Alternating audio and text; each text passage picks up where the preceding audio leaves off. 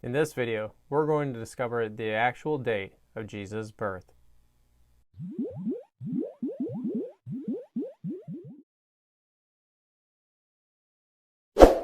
Reminder to hit the subscribe button below and turn on the notification bell to stay up to date as new videos come out. And if you're interested in supporting this ministry, just go to justscripture.org and click on the support page. Last December in 2020, you might have caught some articles that were talking about the upcoming conjunction of Saturn and Jupiter on the winter solstice. They came within 0.1 degree of each other, forming the first visible double planet conjunction in nearly 800 years. You can see this most recent conjunction on any astronomy software, but for me, I'll be using Stellarium in this video. You can even rewind the clock and go back to the 1200s and see the other great conjunction of Jupiter and Saturn that this article was referring to. And since Christmas was so soon after our December 20th one that we just had, is that it brought up the discussion of what were the wise men seeing in the sky on their way to see the newborn king. This author and others mentioned that Johannes Kepler suggested Jupiter and Saturn's conjunction of 7 BC as the Star of Bethlehem. Professor Eric van den Eyck wrote a short article about this. He points out the painting Adoration of the Magi by Giotto 300 years before Kepler displaying likely Halley's Comet over top of the depicted manger scene, thus theorizing that this was Giotto's viewpoint because Halley's Comet was visible in 1301, just a couple of years before his painting. Interesting enough is that this view is still suggested by some today. Michael Molnar wrote a lengthy book about this and suggested that the star was an eclipse of Jupiter in the constellation Aries on April 17th, 6 BC. In the Tyndale Bulletin, Colin Humphreys suggested a tailed comet in March of 5 BC that swept from the east to the west. So if you have been writing all these down, we already have 4 different celestial possibilities. Now, what do all these have in common? They all come before 4 BC, the generally accepted year for Herod the Great's death. And since both Matthew and Luke clearly have Jesus being born while Herod was alive, is that he must have been born then before 4 BC. But what's interesting is that the early church was pretty much unanimous in placing Jesus' birth in 3-2 BC range. And by the early 6th century is that you have Dionysius inventing the Anno Domini in the year of the Lord system that places Jesus' birth on December 25th, 1 BC, and his circumcision 8 days later on January 1st, 1 AD, since there's no year 0 in our system. Which then begs the question, didn't all the church fathers know that Herod was already dead for a couple of years? Or maybe the question really needs to be addressed to us moderners, is our 4 BC date for Herod's death really accurate? But everyone knows that Josephus dates it there. Everyone knows that. Does he? But before that, I do want to quickly discuss the Scythian monks' dates because it does come up in discussion about the so-called pagan roots of the annual holiday. December 25th being so close to the winter solstice and other pagan festivals that take place around that time is that the typical narrative was that the church, in attempting to Christianize the entire Roman Empire, took these pagan festivals and baptized them into their own Christian ones. The chief one being the festival of Sol Invictus, the unconquered sun. And then when you add on Constantine minting coins of himself in this depiction, is that you have critics will start smearing the two together by saying that, you see, they have the sun worship on Sunday, the day that Jesus rose like the sun rises. So sun and sun sound so much alike, there's got to be a connection. So, it's really easy to go down this whole zeitgeist-like way of thinking And promoters of this really do think that they're going, really Sherlock Holmes on this. But you know what? Let's just roll with this for a moment. Because you might even get some Old Testament thrown at you, like Malachi 4:2 that says, "The Son, S-U-N, of righteousness will rise up with healing in his wings." And they might even throw Psalm 84:11, "For the Lord God is a sun and shield." And after you throw in, the whole Council of Nicaea in 325, stating that Jesus is God, is that you can see there's a very easy path that a militant atheist can lead others down to, some type of conclusion that Christianity is just the greatest lie ever told.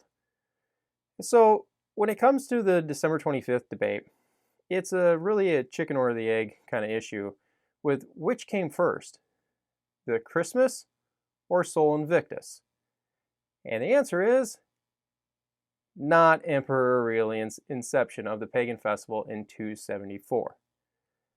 Approximately 70 years earlier, Hippolytus of Rome spoke on this.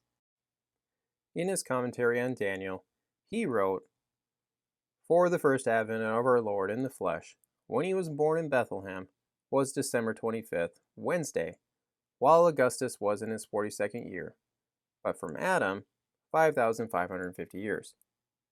Now here's the more important piece to the story of December 25th. Jesus suffered in his 33rd year, March 25th, Friday, in the 18th year of Tiberius Caesar, while Rufus and Rubellion were consuls. Now why this is important is because of the March 25th date. It's not a coincidence that March 25th is exactly 9 months before December 25th. A common Jewish belief then was that the patriarchs died on the same day that they were conceived on. This tradition was then applied to Jesus. So, adding the normal 9-month gestation period on, and you get December 25th for his birth. Quickly note that Hippolytus places Jesus' birth in Augustus's 42nd year, the 2-1 BC range. Contemporary to him is Julius Africanus, that put Jesus' incarnation on March 25th, 1 BC, giving you a December 25th birth again. So, we have two prominent church writers indirectly giving a December 25th date before Aurelian instituted the Sol Invictus festival. Their aim was at calculating the upcoming dates for Easter for everyone. The nativity date is simply a byproduct of that. Clement of Alexandria even shows that there were numerous attempts by Christians before Aurelian trying to pinpoint the day of Jesus' birth and his passion.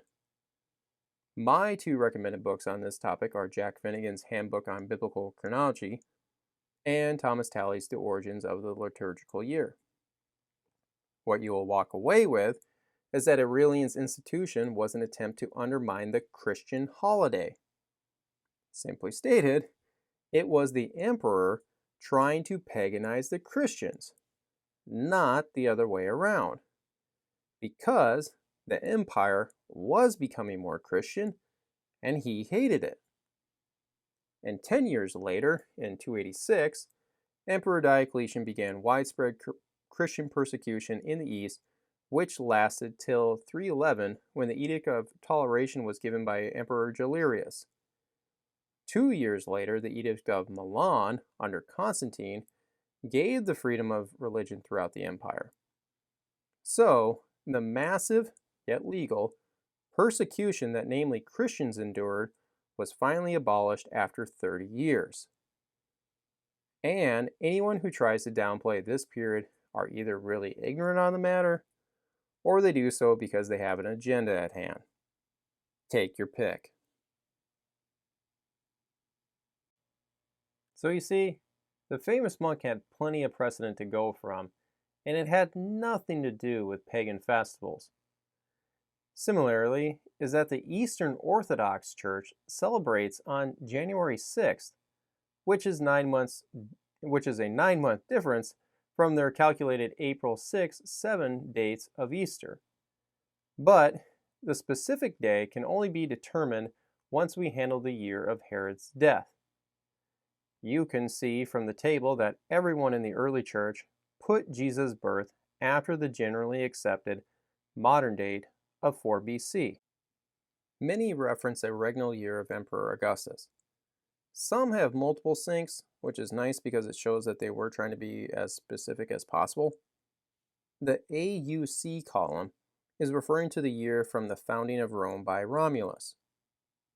Now, if you're wondering about the 41st/28th year of Augustus that Tertullian put down, is that his first reference of the 41 years stems from the death of Julius Caesar, and the 28 years stems from Cleopatra VII's death, which occurred nearly a year after the very firmly dated naval battle of Actium, where Octavian, i.e. Augustus, defeated Mark Antony.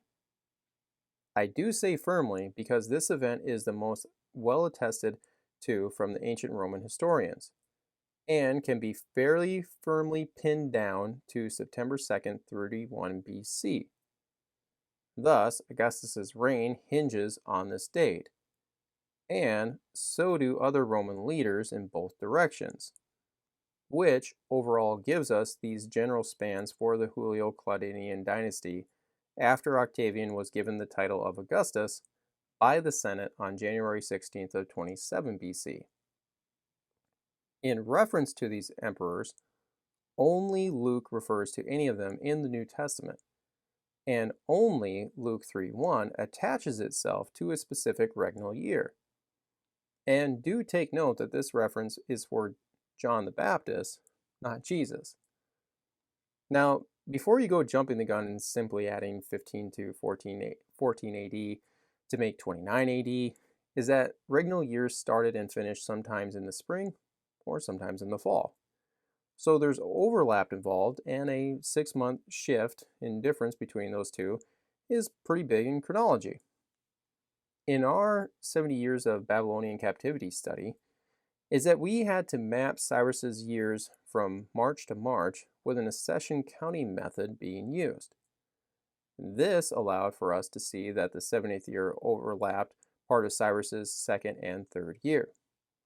Then we could overlay even more events and see that the first returnees could have returned back in 2 possible years, with the latter fitting the context much better.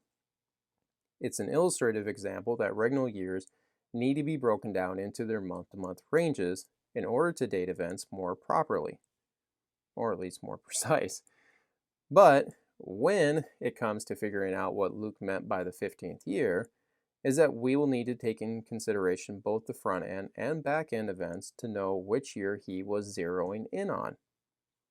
Generally speaking, we can have a span of 26 to 29 AD as potential years for the start of Jesus' ministry. Finnegan lists 15 different regnal counting methods that Luke would have had at his disposal. Luke 3:23 says that Jesus was about 30 years old when he was baptized. So, rewinding the clock 30-ish years gives us a window of 5 to 1 BC. Throwing in Herod's supposed death in 4 BC is that you do have a little overlap here, but that's only if you take 26-27 AD as your starting point, which only leaves the 5 BC Comet proposal for the Star of Bethlehem. And just to add, is that if you're one who goes with the 33 AD date for the crucifixion, is that you can't say that Jesus was born in 6 to 5 BC, as you are now making his ministry almost last 7 years. So, if you're going with a 29 AD start, 33 AD crucifixion, is that you then have to have a 2 to 1 BC birth date. But that falls after the 4 BC date for Herod's death. So, I hope you can see how all of this hinges on when Herod died. Because by maintaining a 4 BC date is that it forces you in a certain direction, and the only way that you can get out of those chronological handcuffs is by treating the word about in Luke 3:23 very loosely. And sadly, many do that, but should not, because the 4 times that Luke refers to someone's age is that he was being very specific in each case. If he knew that Jesus was 12 years old in chapter 2, then he would know the precise age when he started his ministry. Now, if you're wondering, how in the world can someone still possibly argue for the 12 BC date, as that would make Jesus around 40 years old when he died and with about a 10-year ministry? Simple. Don't bring it up. What? Yeah, I'm not kidding. If you don't bring it up in your article, then you can keep your whole thing looking like a real possibility. I know it sounds lame, but that's honestly what a lot of these guys do. Now, Jerry Vardaman, who went with the 12 BC date, did so in conjunction with saying that instead of Luke 3:1 saying in the 15th year, is that the original wording was the 2nd year of Tiberius, based upon how numbers can be written out in Greek. Is there actually any evidence in favor of his view? No. The ultimate problem for Jerry and others with this is Pontius Pilate. Everyone has Jesus being crucified under Pontius Pilate. Josephus's infamous statement about Jesus has him with Pilate, and even Roman historian Tacitus does in his history work as well. And since Pilate's time frame as prefect is from 2627 to 3637 AD, is then that Jesus' ministry and death has the same lower and upper bound limits to them. Looking back at Luke is that he lists 5 more chronological references to the 15th year of Tiberius, including Pilate being governor.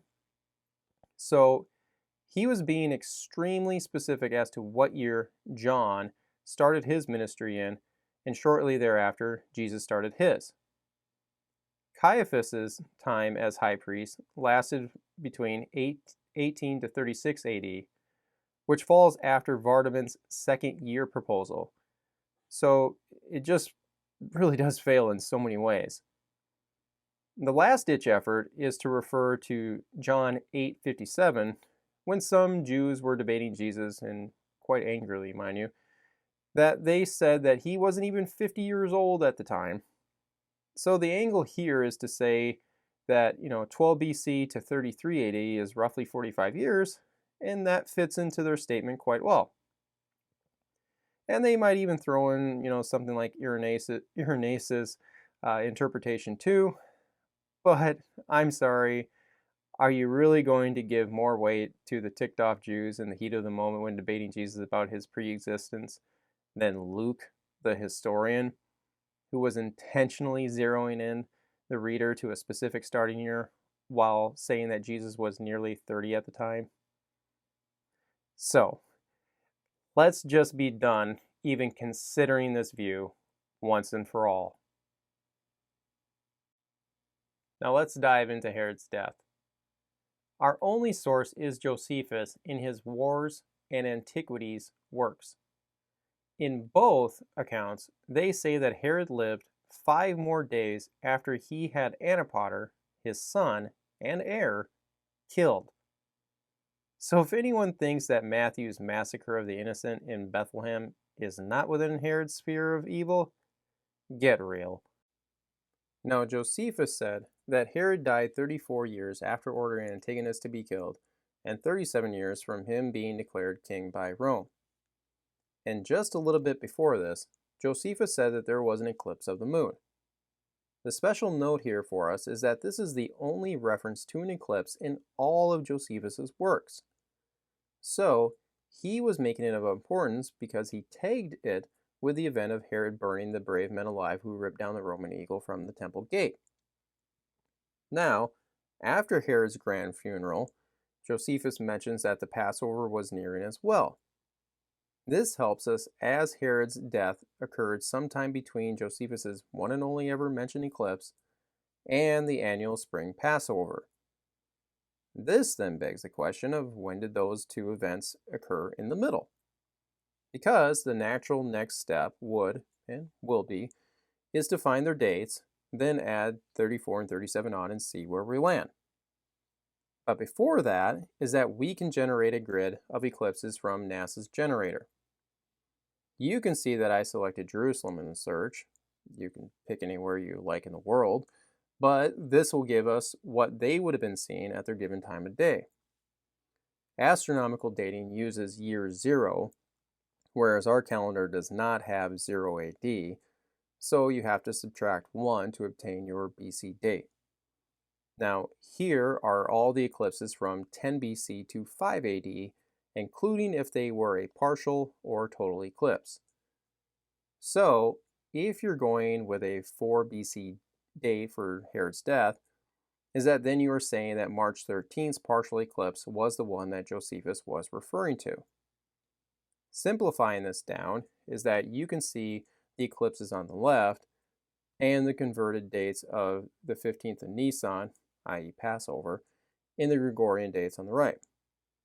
So, if for some reason you selected 10 BC as Herod's death, you would then have to argue that the referenced nearing Passover was the April 4th, 9 BC 1. For the sake of time, is that we can simply cross out the eclipses of 10 to 8 BC, as there's no way to argue for Herod's death being that early. And the corresponding 10 to 6 BC Passovers are no longer applicable as well, leaving us with the following. Now, we can do more process of elimination by noticing that 5 of these 8 occur after the Passover of their given year. And this would create a very large gap in time to the following year's spring festival.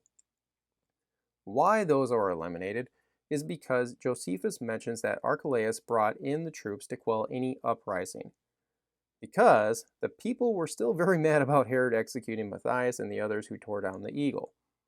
And this transition period would be the best time for a revolution to commence, as the next king hadn't been officially declared by Emperor Augustus yet, because Herod just got done killing the heir Antipater and had to rewrite his wishes. So in haste, Archelaus sailed for Rome to claim the kingdom in front of Caesar because his brother Antipas was trying to claim the kingdom for himself. So the context does not allow for a long gap in time between Herod's death coming shortly after the eclipse to the following year's spring Passover. So we're down to only 3 possible combinations of eclipses and Passovers, with the given lapse in time between them. Now, you might have noticed that the last eclipse is only 4 days after December 25th. So, if you're going to stick with that exact birth date for Jesus, is that the first 2 eclipse options are out because Herod is already dead. The problem with this birth date is that you are now creating a rather untenable sequence of events between Matthew's and Luke's accounts, because Luke informs us that baby Jesus' presentation at the temple. This is dateable because Luke says that Mary followed the purification period of 33 days after the circumcision of a male son from Leviticus 12. Yeah, that's a mouthful. So, you would be cramming all the events of the wise men's travels, Joseph and Mary booking it down to Egypt, the massacre in Bethlehem, then Herod dying, and finally Joseph and Mary return back from Egypt, where they would likely have to head straight to the temple for the mandated 40th day presentation. So, just be honest with yourself here. Does this really sound reasonable? No. And if you compare the shepherds showing up with the Magi's arrival, is that you have Jesus staying in 2 different spots. Now, I could also argue that Matthew's use of young child is in reference to a toddler, not a newborn, but the defender will say that Luke also used paideon, describing baby Jesus in his birth narrative. But what really undermines the sequencing of events is the return back from Egypt described in Matthew 2:22. But when Joseph heard that Archelaus did reign in Judea, i.e. Jerusalem, in the room/house of his father Herod, Joseph was afraid to go there. Notwithstanding being warned of God in a dream, Joseph turned aside and took the family north into the parts of Galilee. Sorry to some of you out there, but those dates simply do not work within Scripture, nor in the sequence of Archelaus being declared king by Augustus after the spring Passover. And you just saw that God himself told Joseph, do not go into Jerusalem. So putting that one aside, let's now get into the dating of Herod's death. The 4 BC date was basically established in the late 19th century by Emil Schur. His, and others of that view, their main arguments are that Josephus said Herod was named king by the Roman Senate in the 184th Olympiad, when Calvinus was consul a second time and Pollio was consul as well. The 184th Olympiad runs from July 1st, 44 BC to June 30th, 40 BC, as each Olympiad consists of 4 years, and also that you can see that Calvinus and Pollio were consuls in 40 BC. So, adding 37 years on and counting inclusively, meaning that you count 40 BC as a year, is that you land on 4 BC. Next is that Josephus said Herod conquered Jerusalem in the 185th Olympiad when Marcus Agrippa and Gallus were consuls. You can see that the span of the 184th Olympiad, with Agrippa and Gallus serving in 37 BC. So, adding 34 years on and counting inclusively again, is that you land on 4 BC. Next is that there is a 4 BC eclipse available for Herod's death to come shortly after. The added support to this would be to cite Rosh Hashanah's opening statement that the first of Nisan is the beginning of a new regnal year for kings in the spring. So, a Nisan to Nisan reckoning puts the 34th year in 4 BC. And the fourth would be to point out that Archelaus' rule lasted till his 10th year when Augustus banished him to Vienna. Josephus states that this occurred 37 years after the Battle of Actium, which was in 31 BC, so the 37th year falls on 6 AD when Cyrenius took over as governor of Syria, and reversing back 10 years is that it lands you on 4 BC again. So, because of these references, is that the 4 BC advocates place Jesus' birth sometime between 6 and 4 BC. Looks like a pretty good case, right? All the numbers seem to point to 4 BC at first glance, but the 4 BC date has challenges to it because Josephus adds more chronological details to Herod being declared king and his conquering of Jerusalem. Starting with the conquering of Jerusalem with its supposed date of 37 BC is that Josephus said more within the same statement by saying that this occurred exactly 27 years after Pompey's siege of Jerusalem, which occurred in the fall of 63 BC. So this moves the conquering from 37 to 36 BC. The fast, highlighted in pink, lets us know that this happened on the Day of Atonement, which is the 10th day of the 7th Jewish month. Josephus tethers another statement to this by saying that this ended the Hasmoneans' rule of 126 years. 1 Maccabees chapters 6 through 9 put the peace deal with the Romans in 162 BC, and adding 126 onto that gives you 36 BC as well. But Josephus included another significant detail about this year. He said that before this was a sabbatic year. Yes, these were still being practiced during the Second Temple period. Josephus explains how every 7th year that the Jews were letting the land rest, as the law required. 2 Chronicles explains that Israel's failure to keep it was part of the exiling punishment. And as such, the returnees learned this lesson and began keeping it again, as seen in Nehemiah, with the people agreeing to follow the Sabbath land rest rule. What adds to the 36th position is Wacholder's research on the topic, as he found 10 sources that can be dated with great accuracy and historically do fall on intervals of 7 years with significant events attached to them. And this makes a lot of practical sense because if you're going to attack a nation, you might as well do it when their food supply is really at its lowest. It shortens up the siege length considerably. But also on the flip side is that if you're trying to launch a revolt, then your people are also way more available to be organized and fight like Bar Kokhba tried to do in 132 AD. So, working off of the other 9 is that Herod's conquest must fall on the Tishri to Tishri overlap of 3736 BC, with Herod's 3-month siege taking place during the summer and ending on the Day of Atonement, which, according to Finnegan, is October 25th, 36 BC. 2nd century Roman historian Dio said that Rome did nothing significant in the Syrian territory following the consulship of Claudius and Norbanus. You can see that their consulship was in 38 BC. So, 37 BC is the year of nothing, with the following year, 36 BC, being the year that Herod conquered Jerusalem.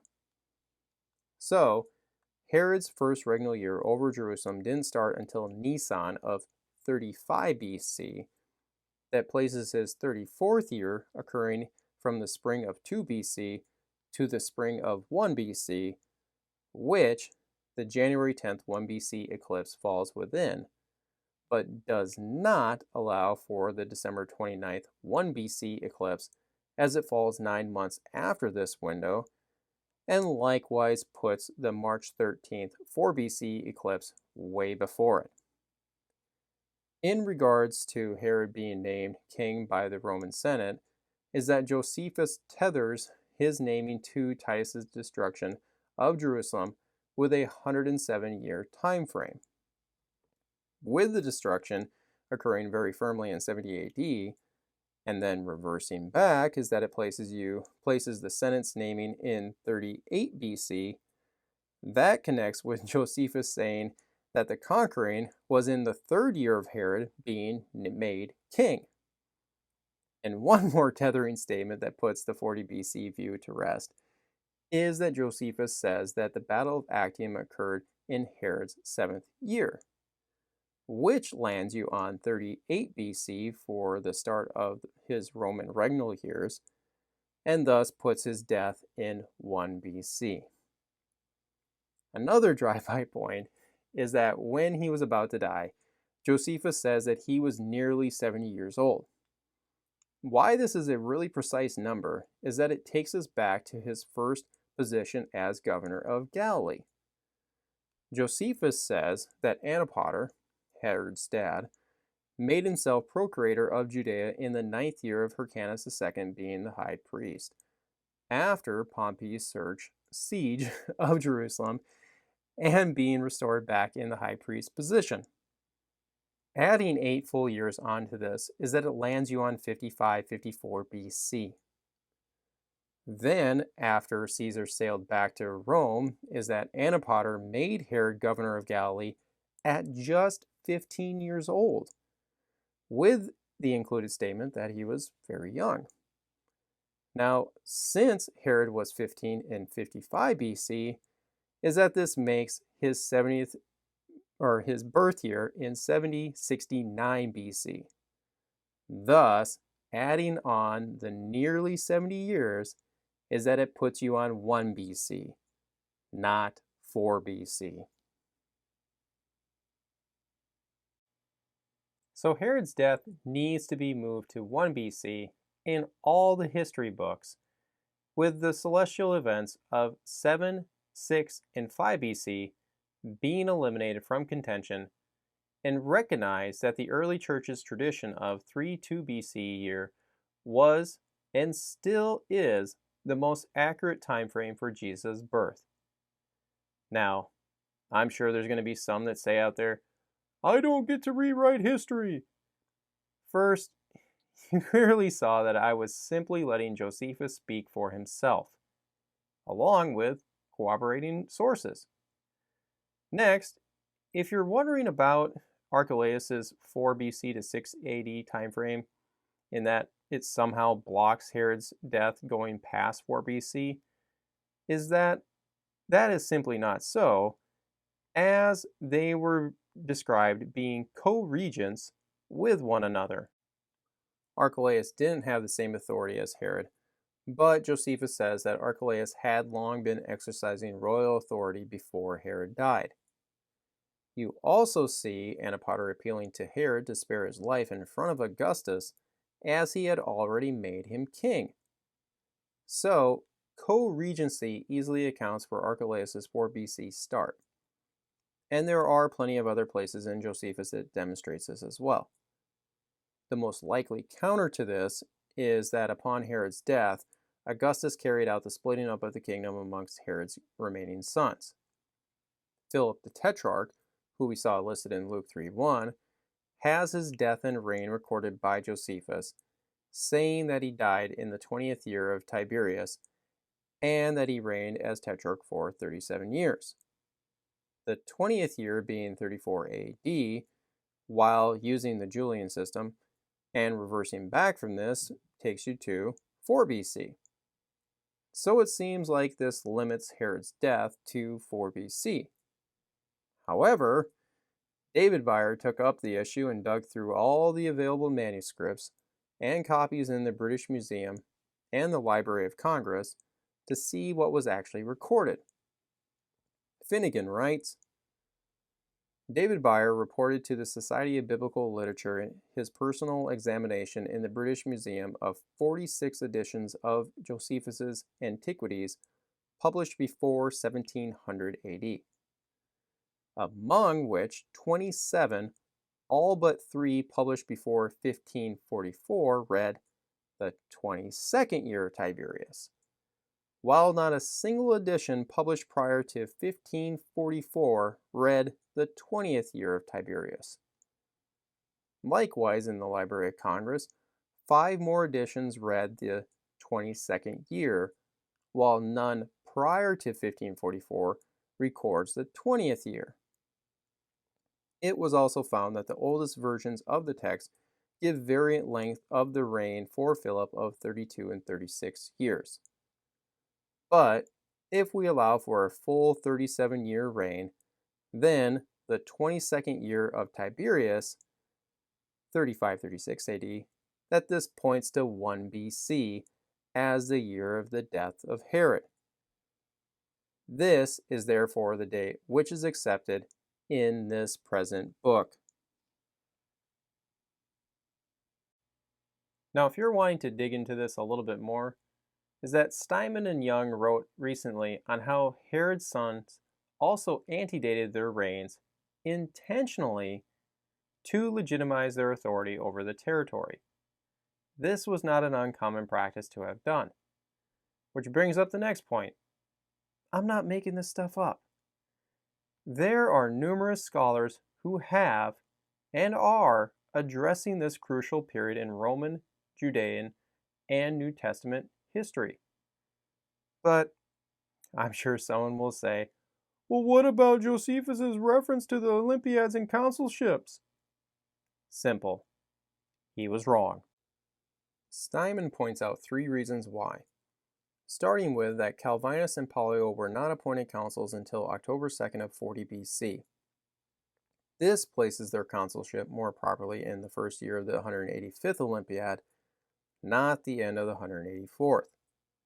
Months matter when you get into the weeds of all this chronology stuff. Second is that Appian, in his works, places the context of all the Roman appointments later, which includes Herod's appointment. So he says it's more proper to be in 39 BC. And third is that Steinman points out that the defenders of Schur, Burmese and Miller, recognize that Herod didn't go to Rome until the winter months of 40 BC, thus putting his appointment in the 185th Olympiad, with the very earliest date being late 40 BC, but way more likely in 39 BC. All of this shows is that Josephus was off with his other reference to the 185th Olympiad and consulship reference. And this is why Finnegan converted from the 4 BC position to the 1 BC one after he read Filmer's and Martin's works on the matter. And what I just presented is only level 1 on showing that the 1 BC date is the correct one, and how the 4 BC position is completely untenable, especially when you try and squeeze all the events between the eclipse and the Passover into a 29-day period. It simply just doesn't work. And please, go and read Josephus's accounts for yourself on this. Which leads us to another point, on the eclipse itself. Remember that this is the only eclipse that Josephus ever mentions in his works, and he has a lot of eclipses at his disposal in just a 15-year span. And by looking at the chart, is that you can see that the March 13th 4 BC eclipse was the least in magnitude, while the January 10th 1 BC one was a total eclipse and was observable for a considerable length of time in Israel during the midnight hours. And not just that, this eclipse was a full-bored blood moon, and those carried significant weight in the ancient world as they were typically seen as omens. So, between these two possibilities, which one do you really think that Josephus was alluding to when he tagged Herod's killing of the priests in Antipater and then himself dying shortly thereafter of? Now, this leads us to a really big point. Luke was right. Correcting the date of Herod's death, and also seeing that Luke's 15th year of Tiberius reference is referring to 2728 AD, as he was using the Antioch and Syrian counting method of Tishri to Tishri years, because this fits his intended audience of Theophilus. You get 2728 AD with Augustus dying on August 19th, 14 AD, that places Tiberius's first year in the 1314 AD year span. Then, continuing this pattern, is that the 15th year lands you on 2728 AD timeframe. The back-end consideration is the Apostle Paul's chronology. The famed Gallio or Delphi inscription mentions that Gallio was proconsul when Claudius held tribunician rank for the 26th time. Dio's comment on this position shows that under Claudius that these were one-year positions, where, with very few exceptions, where some did hold it for 2 years in a row. He also mentions that new proconsuls need to set out from Rome by mid-April to go and relieve the current person in the position. So, a proconsul would likely have started in May or June. So, putting these three pieces together is that Claudius's 26th time as tribunician would be from January 25th, 52 AD to January 24th, 53 AD. Now, since Gallio was already proconsul, is that we reverse back with him by a year that places his start in May or June of 51 AD. Paul comes into play because in Acts 18:12 it says that he was tried before Gallio when he was proconsul. And this likely occurred at the beginning of Gallio's term, as it would have been the best time for the annoyed Jews to try and get Paul arrested, as a new proconsul wouldn't know who to trust that well upon arrival. Now, just before this, Luke mentions that Paul's time in Corinth was a year and a half, during which Claudius had expelled all the Jews from Rome. Suetonius wrote on this and said that Claudius expelled them on the account of Chrestus. Now, is this a reference to Jesus Christ? Well, let's just say the militant critics won't allow for that interpretation because it doesn't play in their mythic narrative. Regardless, Paul's year and a half in Corinth means that he arrived there in 49 AD, after the Jerusalem Council had met in Acts 15. The catch here is that Paul in his letter to the Galatians reflects on this and says that it had been 14 years since he went to Jerusalem for the first time. This provides us with a date for his composition of the letter to the Galatians in 49 AD. But Paul mentions more of his history in Galatians 1:16 through 18, saying that he was already in Arabia for 3 years after his conversion in Acts 9. And then he went to Jerusalem to try and meet with the apostles, but only met with Peter and James, the Lord's half-brother. Acts 9:26 speaks on this as well, with the added note that the others didn't want to see him because they were still afraid that he was likely just trying to trick them so that he could kill them all. But after they learned of his preaching of Jesus at Damascus, is that they sent him up to his hometown in Tarsus. This timeline is strengthened when we go back to Wacholder's list of sabbatical years, because you can see that 48-49 AD was a sabbatical year during which the Jerusalem Council in Acts 15 met.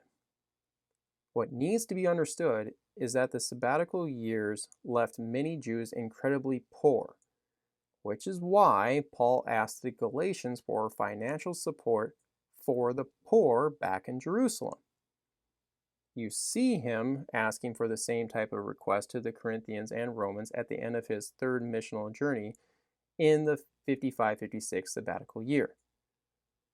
What all of this does is that we can reverse back from 49 AD to his conversion in 32 AD, with the crucifixion most likely occurring in 30 AD. The early creedal statement and list of resurrection appearances in 1 Corinthians 15 prohibits critics from saying that the resurrection account and appearances were developed and redacted into the narratives much later on, as this 2-year difference doesn't allow for that to take place. Any militant atheist out there listening to this is that you need to stop with the whole grand conspiracy angle. Dr. Gary Habermas is the go-to scholar on the resurrection debate, and he has many of his works online for free and highlights that Paul's 180-degree switch from murderer to missionary is one of the best apologetics at your disposal, because only a significant event like seeing the risen Lord can account for Paul's dramatic shift from persecutor to champion of the faith. So, indirectly, we are dealing with the authorship debate in all of this. Even under the critical view, Galatians is still considered authentic Pauline in the mid-50s. The Gospels are all after 70 AD because if the Synoptic Gospels, that includes Luke, were written before 70 AD, is that you then have a supernatural predictive prophecy problem on your hands, as Jesus predicted the temple being destroyed 40 years in advance. Another topic for another day. But when it comes to only dealing with Luke's historical accuracy, is that critical scholar and archaeologist William Ramsey admitted at the end of the day that Luke's rendering of history is unsurpassed in respect of its trustworthiness. And this came after his original position is that the gospel was written in the late 2nd century AD and filled with a bunch of historical errors and mythical legends like, the virgin birth, miracles, and the resurrection. So, Ramsey informs us that Luke is spot on in his recorded history. He's a prime example of how one's opinion can and will change if they actually dig into the matter and don't form their opinion from a meme. One more passing point is that when you take in consideration the sabbatical years, is that even more of the gospel account comes to light, because we can fill in the gaps between all of these and see that Jesus' ministry very likely launched on a sabbatical year, which is really smart to do as everyone is off from work and large crowds can gather together, follow you around, and listen to your preaching for days on end. Now, all of this transitions us to Luke's census in his nativity story. Here, there are typically three attacks on the account. First, Josephus didn't mention the census, therefore Luke can't be fully trusted. Next one cast doubt on whether or not an actual official census would really force Joseph and Mary to go to Bethlehem to register. And the big one with Luke mentioning that Cyrenius was governor of Syria at this time. But it needs to be acknowledged up front is that if you've been going off of a 4 BC date for Herod's death, then you have been looking at the wrong time period the entire time, and have to take a fresh look at the 3 and 2 BC dates. First off, Luke does recognize the more well-known census in 6 AD when Cyrenius took over for Archelaus that coincides with Judas the Galilean leading a small uprising. But does anything look peculiar on this timeline right now? 6-7 AD was a sabbatical year, which is a perfect time to conduct a census. Unlike, 2020 with never-ending survey calls. But this sheds some new light with the 2-1 BC sabbatic year in proximity of Jesus' birth. Now, because Herod died in 1 BC, is that the artificial governor of Syria gap that Schur and others create from 4 to 1 BC or to 180 goes away when it's recognized that Varus served as governor twice, as Josephus has him taking over for Saturnius, and had to stop a Jewish revolt that ensued after Herod's funeral and spring Passover. This war had messianic tones all over it. And Tertullian, who dated Christ's birth in 3-2 BC, said that the census was taken by Saturnius. And this statement doesn't undermine what Luke wrote, because guess what? Cyrenius was governor of Galatia at this time. Roman historian Tacitus wrote about all the great honors that Augustus bestowed upon Cyrenius, with Tiberius giving him a grand funeral in 21 AD. So, Cyrenius had already been governor of Crete and Cyrenaica before his time in Syria. He was named Roman consul in 12 BC, which I hope you understand is a pretty big, huge honor. Next, he led the campaign as governor in Turkey and served as legate in Galatia. Augustus also appointed him as tutor/trainer of Gaius Julius Caesar, Augustus's grandson, to train him up on political leadership because he was inexperienced, but was next in line to be the emperor. Gaius Caesar died in 3 AD, but in that year, Augustus named Cyrenius Duumviri as the joint magistrate of the whole empire with him. Then appointed Cyrenius governor of Syria from 6 to 12 AD when Augustus had enough of Archelaus sucking, and obviously he ended up conducting the local census and taxation after arriving. And on his death, Emperor Tiberius gave him a grand funeral in Rome. Needless to say, this is not some low-level chump here. This is Augustus's go-to man to get big tasks done. So, does a special appointment by Augustus in 3-2 BC to oversee a census really seem out of the possibility? Obviously not. And Ramsey's point remains true that Luke's history is rock solid. So there is no throwing baby Jesus out with the bathwater because of an argument from silence on Josephus's end. But where is the evidence of a census even taking place during this time, right? First, Josephus informs us that there were more than just one governor of Syria at this time. You have Titus named here helping calm the waters between Herod and Archelaus.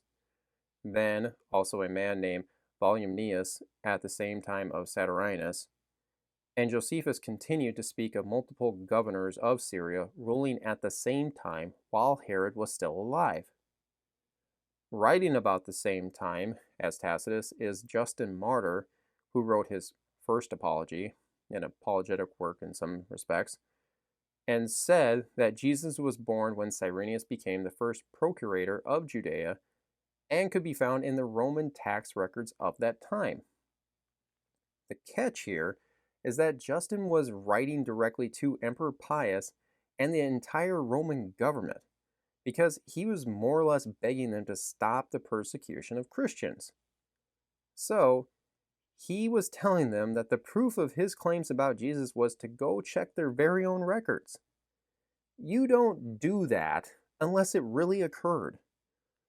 The interesting thing about Justin calling Cyrenius a procurator instead of governor is that Tacitus, in his biography about his father-in-law's conquest of Great Britain, said that 2 men were set over the Brits.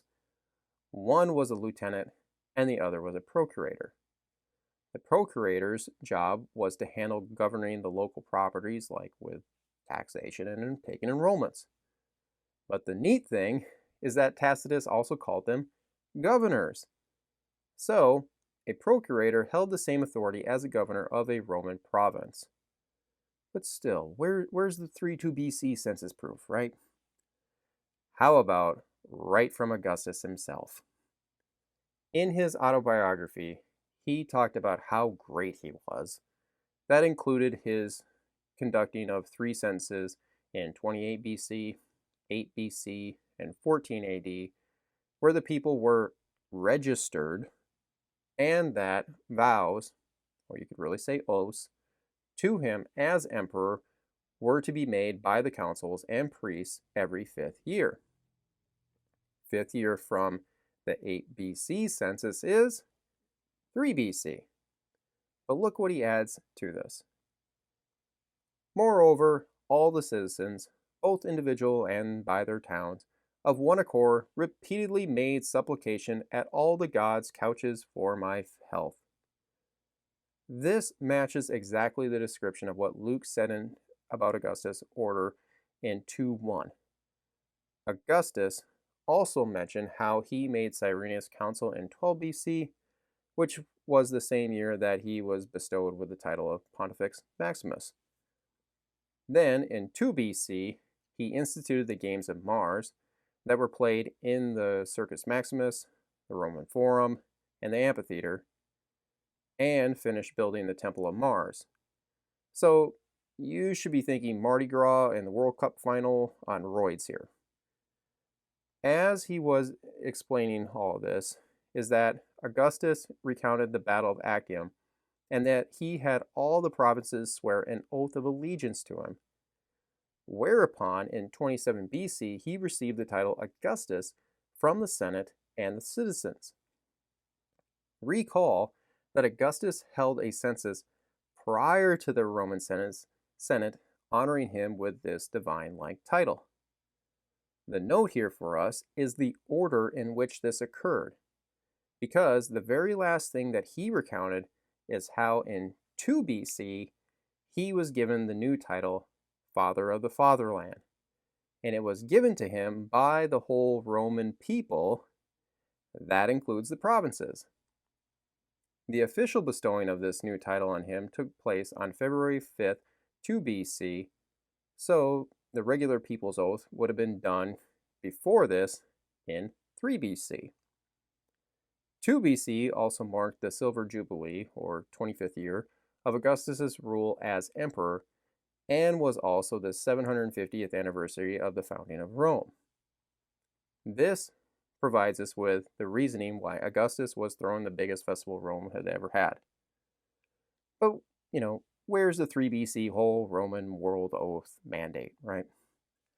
That comes from 2 sources. The first is in Suetonius' famous work, The 12 Caesars. He reiterated that Augustus held 3 censuses in 28 BC, 8 BC, and 14 AD, and that Augustus required the people to give him the same veneration as to the gods, i.e., deified emperor worship. 258. The whole body of citizens, with a sudden unanimous impulse, proffered him the title Father of his country. So, the whole empire had to revere Augustus with this new title, and Suetonius adds that it first started with the commoners, which would have been conducted in 3 BC. This follows the same pattern that we saw in 28-27 BC with his new title as Augustus. In the book Roman Civilization by Lewis and Reinhold, is that they have the actual oath that each person had to give during the 3rd year from Augustus's 12th stint as consul, which was in 5 BC. That places the 3rd year from it in 3 BC. But where does it say that the Jews in Judea had to do this? That brings us to our second source, Josephus. He wrote, "Accordingly, when all the people of the Jews gave assurance of their goodwill to Caesar and to the king's government, these Pharisees did not swear, being above 6,000 of them." Notice that all the people were made to do this, but 6,000 Pharisees refused to do so because they were not going to bow down and honor the emperor this way as he demanded them to do so. So right there is your 3 BC whole world census that Luke was referring to. And instead of thinking of the normal IRS taxation process here, is that it is better to understand it as the people were being enrolled or registered as swearing allegiance to Augustus and worshiping him as the divine father of the fatherland. The Pharisees didn't take the oath because they were believed to have the foreknowledge of things to come by divine inspiration. They foretold how God had decreed that Herod's government should cease and his posterity should be deprived of it. If you're not hearing Daniel 2, 7, and 9 in this, then please go check out that series. But these predictions were not concealed from Salome, but were told to Herod. This is an absolute death blow to the 4 BC date, as Herod is still alive after the empire-wide oath mandate was given to them in 3-2 BC. Herod was also told how 6,000 Pharisees had perverted some persons about the palace itself. So the king slew such of the Pharisees as were principally accused. He also slew all those of his own family who had consented to what the Pharisees foretold. So Herod killed everyone involved that believed in this prophetic overthrowing of his kingdom. Gee, why does this pattern of events sound so familiar? And to wrap up the census discussion, is that yes, we have evidence of Roman officials ordering people to return back to their ancestral home for the purpose of a registration. In Egypt, a papyrus has been found in the huge Oxyrhynchus collection dating to 104 AD. It says, "By proclamation of Gaius Vibius Maximus, prefect of Egypt, the house-to-house census having started, it is essential that all persons who, for any reason whatsoever, are absent from their district, be summoned to return to their own hearths, in order that they may perform the customary business of registration and apply themselves to the cultivation which concerns them." Now, if all of that wasn't enough to make you realize that Luke's account is historically reliable and filled with intricate details, then take a look at this.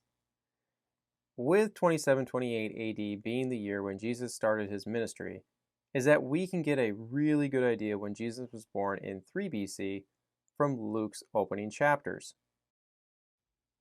Parker and Doverstein's Babylonian Chronology book is the go-to here because they point out that when the Jews were in exile in Babylon, is that they adopted variants of the Babylonian names of the months, and also that they started to use the Metonic calendar system that involves inserting an extra month on leap years for their lunar solar calendar, and called the extra month Adar-2, and placed it at the very end of the year before Nisan.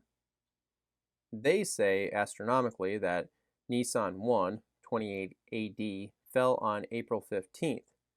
That means that Jesus' first ministry Passover was on April 28th, 28 AD. And since his baptism, 40-day temptation, and attendance at the wedding in Cana came before this, is that Jesus' baptism occurred roughly, or at minimum, 50 days before this in mid-March of 28 AD. With that approximation is that exactly 30 years back would be mid-March 3 BC. But since Luke says about 30 at Jesus' baptism, is that his birth can be assumed to have taken place sometime in the summer or fall months when the Roman census would have been conducted in Judea after the spring festivals of Passover and Pentecost. Our old buddy, Sir William Ramsay, wrote an entire book discussing Luke's birth narrative. This is in the public domain, so you can read it online or download a copy of it for yourself if you want. In regards to the time of the census, he said that the time of the year had to be carefully considered, and that the winter months had to be avoided, and the day had to be fixed a long time beforehand.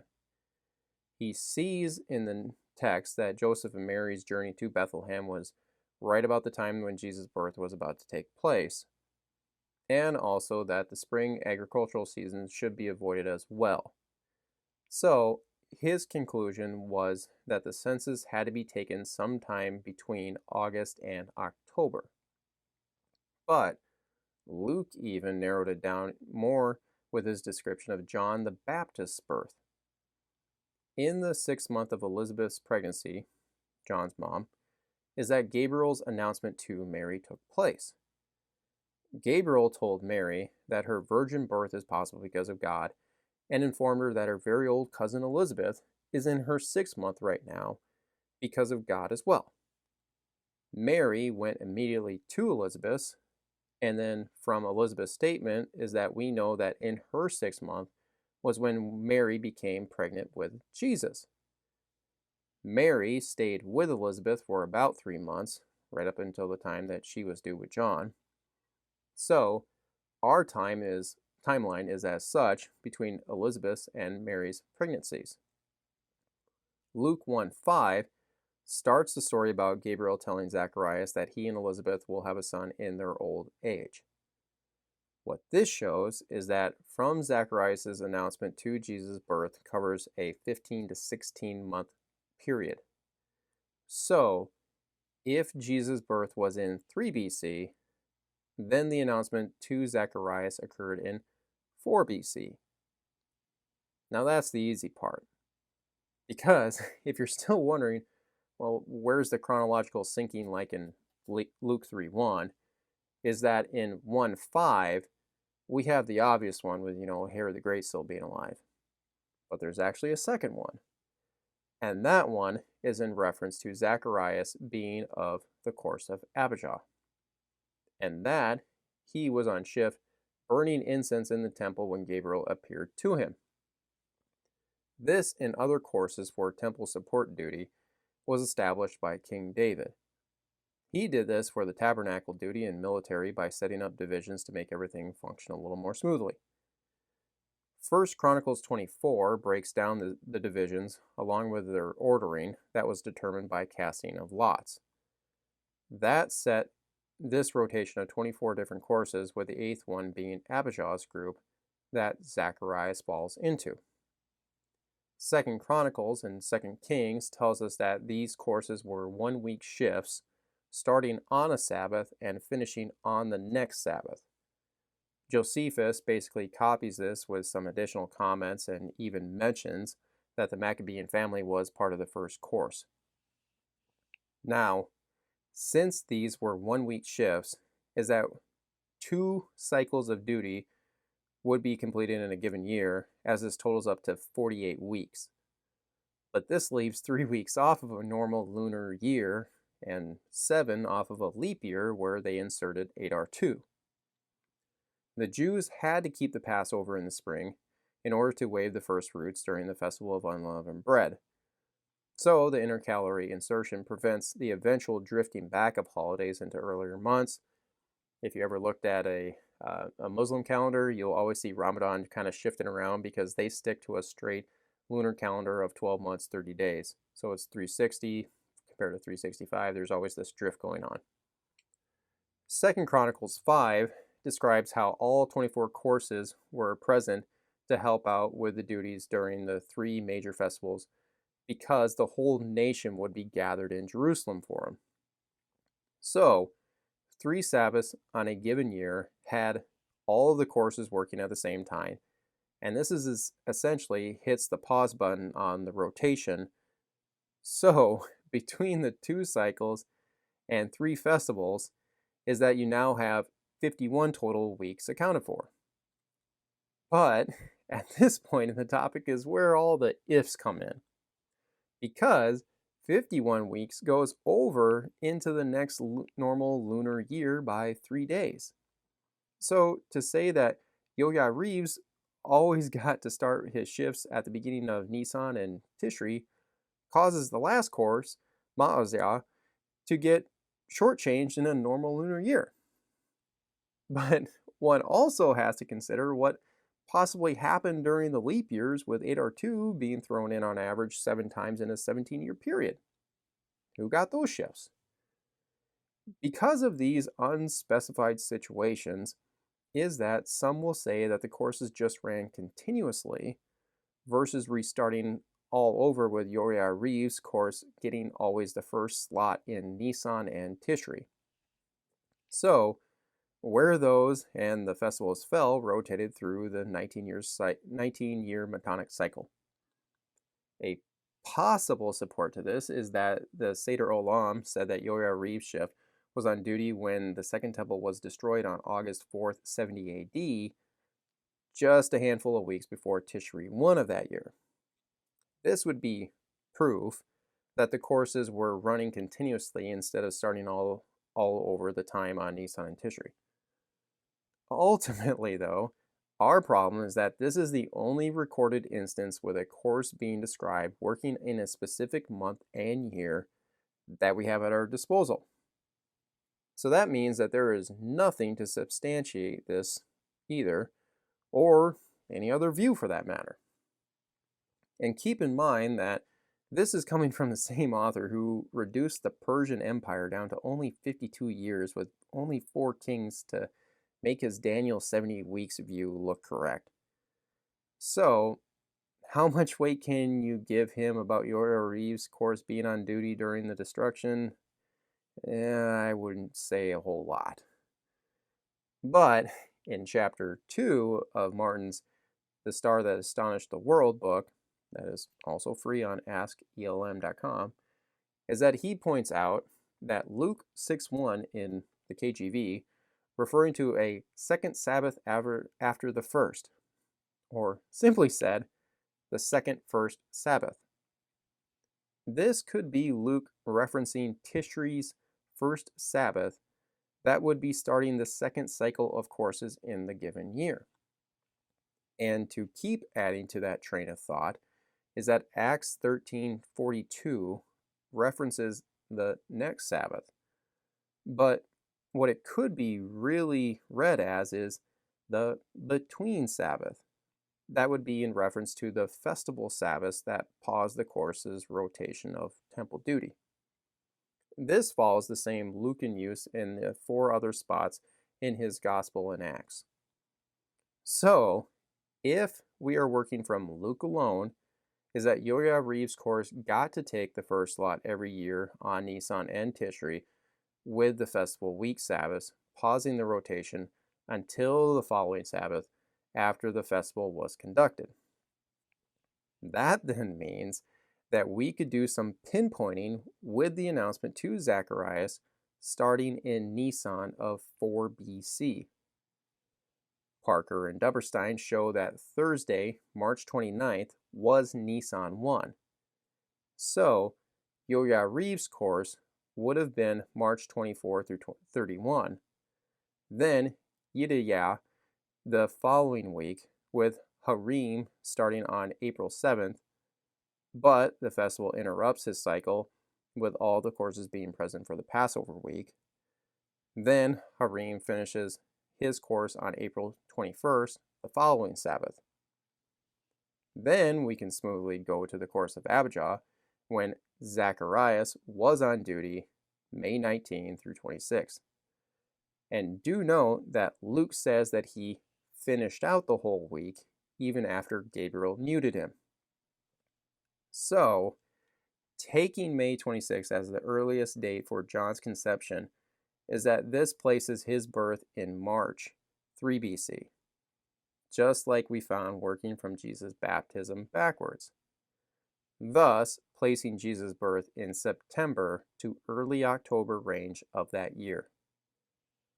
All of this shows is that Luke was being very precise with his accounts. That includes his about 30 years old statement as being extremely accurate, that all falls in line with his intent to write an orderly account for Theophilus. Now, if all of that wasn't enough to make you realize that Luke's account is historically accurate, then this is a classic case that until the DeLorean is fully functional, then one just won't accept what is written down. But it just so happens that I do have one. In the stars.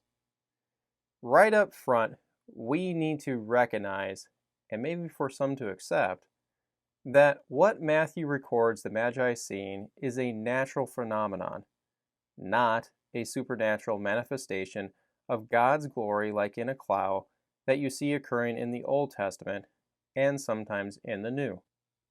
Nor was it an angel that led them. I show these examples in Revelation where symbolically stars are talking about angels, or better said, heavenly beings, and also Jesus refers to himself as the bright and morning star at the very end of the book.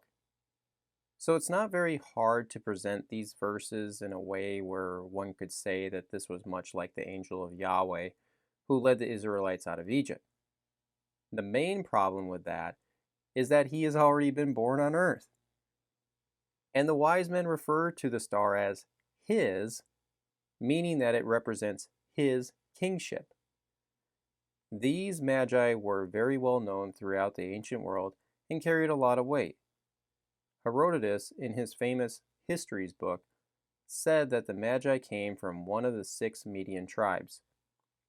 And when Cambyses, the son of Cyrus the Great, left for Egypt, is that he left a Magian in charge of his family.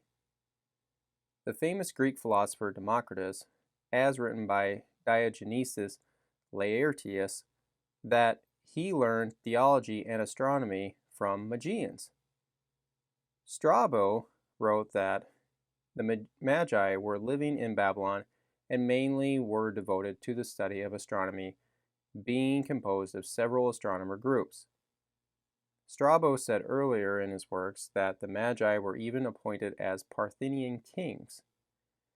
Tacitus spoke about how Nero made Tiridates, the Magian, king in 63 AD. Pliny the Elder said that Mithridates, the Magian, brought an entourage with him when he went before Nero, and that they had initiated Nero into their esoteric banquets with the added comment that Nero was trying to learn how to perform magic from them. And Jewish philosopher Philo of Alexandria said that the Magi were Persians who investigated the works of nature for the purpose of becoming acquainted with the truth. Do at their leisure become initiated themselves and initiate others in the divine virtues by very clear explanations. So here is the complete composite secular picture of who the Magi were and their high regard in the ancient world. And all of this mirrors Matthew's description. But what about verse 2's star in the east that they saw? The main Greek word here is anatole, which can be referring to the cardinal direction just like with the Magi coming from the east. It can also be talking about the early morning hours shift from dark to light.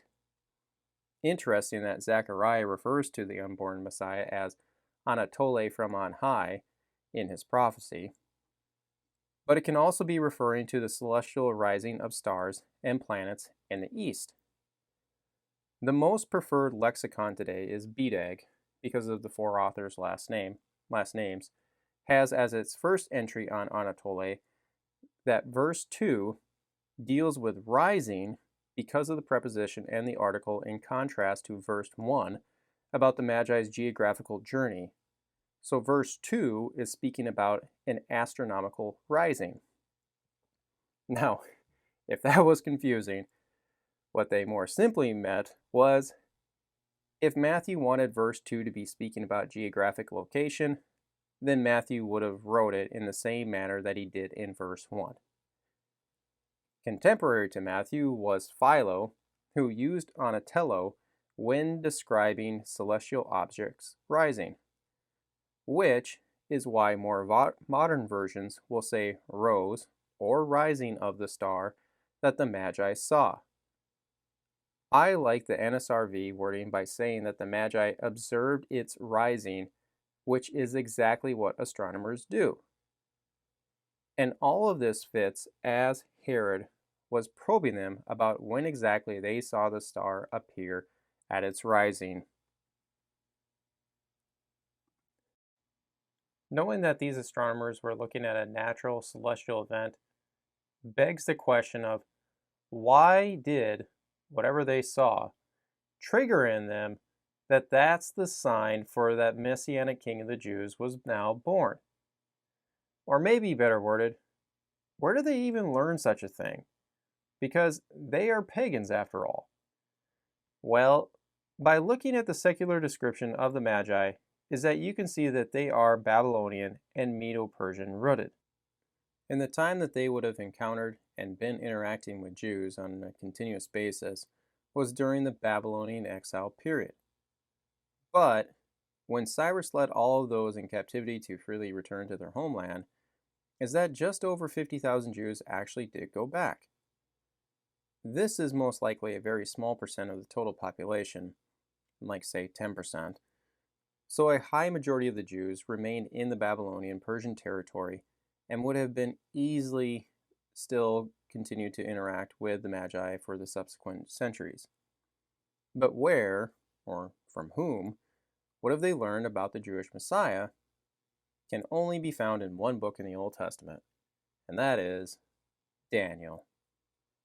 8 times Magos is found in the Septuagint, and all of them are in Daniel, while he was in Babylon during the exile and working in Nebuchadnezzar's and Belshazzar's court.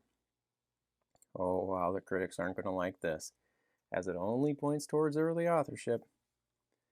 And as you can see, is that these astrologers were connected with and to the Chaldeans, just like Strabo said in his description. The 2 things to take note of is first, Daniel 1:20's comment that Nebuchadnezzar found Daniel, Shadrach, Meshach, and Abednego 10 times better than the Magi who were currently in office. But the more important one is the episode in chapter 2 with the interpretation of Nebuchadnezzar's dream of the statue of multiple metals. And after the utter failure of the Babylonian Magi is that Daniel told Nebuchadnezzar what his dream was and its meaning. And as shown on the chart, is that this is when the Magi got their first lesson in who Yahweh is, and what, and when, his kingdom will be installed on earth. And after Daniel aced this test, is that then the king made Daniel a great and gave him many great gifts, and made him ruler over the whole province of Babylon, and chief of the governors over all the wise men of Babylon. So you see, Daniel would have been telling these guys all about Yahweh of Israel and how one day he will set up his kingdom on earth. But where does the astronomical connection come in? Well, Daniel would have given them a little Torah lesson about the time when the pagan prophet Balaam blurted out his fourth prophecy on Israel, saying, "There shall come a star out of Jacob, and a scepter shall rise out of Israel, and shall smite the corners of Moab, and destroy all the children of Sheth. And Edom shall be a possession, Seir also shall be a possession for his enemies, and Israel shall do valiantly. Out of Jacob shall come he that shall have dominion, and shall destroy him that remaineth of the city." Right there is your star language connected to the coming Messiah of the Jews. And Daniel would have explained to them that this figure was prophesied by Jacob to come from the tribe of Judah and a descendant of the Davidic kings, but also that this figure was to be the Son of God. And the tethering of Psalm 2 with Numbers 24:17 and Genesis 49:10 perfectly connects together because of the royal scepter and rod language for the Messianic king of the Jews. Daniel would then continue to explain that Judah is represented by the lion. Daniel, the Babylonian Magi, and subsequent astronomers would easily connect these thoughts together and astronomically be thinking of the Leo constellation. Now, before you go thinking that I'm saying that the Bible is endorsing astrology and horoscope reading that ultimately leads to fatalism, is that I am not. The Old Testament is clear that this practice is forbidden because it's idolatry, because it's directly connected to the worshiping of pagan gods. But straight astronomy by itself is not prohibited. There's actually quite a bit of it in the Old Testament, starting right at the beginning with creation, as God said that the stars and lights in the sky were created with the purpose of serving as signs. And they do serve as signs with the day of the Lord judgment with them by not giving their light. All you have to do is go see the book of Joel as well for the clearest portrayal of this. Both Isaiah and the psalmist say that God names all of the stars, which is part of God's response to Job, in that he is the one who arranged the stars in their constellations, with some of them being part of the 12 signs of the zodiac, called the Massacre in Hebrew. Job earlier said that God is the one who made the constellations. The chambers of the south verse, or quote there in verse 9, could be in reference to the Southern Cross. Job later made reference to the crooked or fiery serpent in the heavens that could be a reference to the constellation Draco, the dragon. Amos 5:8 says that God is the one who made the 7 stars. Now, the 7 stars in the KJV is also the same word in Job 9:38 for Pleiades. But if Amos is referring to the 7 largest visible lights in the sky, is that this would be referring to the sun, moon, and the 5 planets that can be seen with the naked eye. These would be understood as wandering stars, as they appeared to move throughout the constellations and weren't fixed in a fixed motion, or stationary like the North Star. You can see Ptolemy's 7 planetary spheres that he used in his geocentric model in the 2nd century AD. Now, back to the Bible, is that Psalm 19 says that the heavens declare the glory of God. They utter speech and show knowledge and have a voice. So, we have 4 statements that say that the heavens teach us theological insight in some manner. I repeat, we are not talking about horoscope reading, fortune telling, or fatalism here. Verse 4. Their line goes out through all the earth, and their words to the ends of the world. In them hath he, God, set a tabernacle for the sun. This is in reference to the ecliptic, an apparent line that the sun appears to travel on throughout the year as it moves through the 12 zodiacal constellations.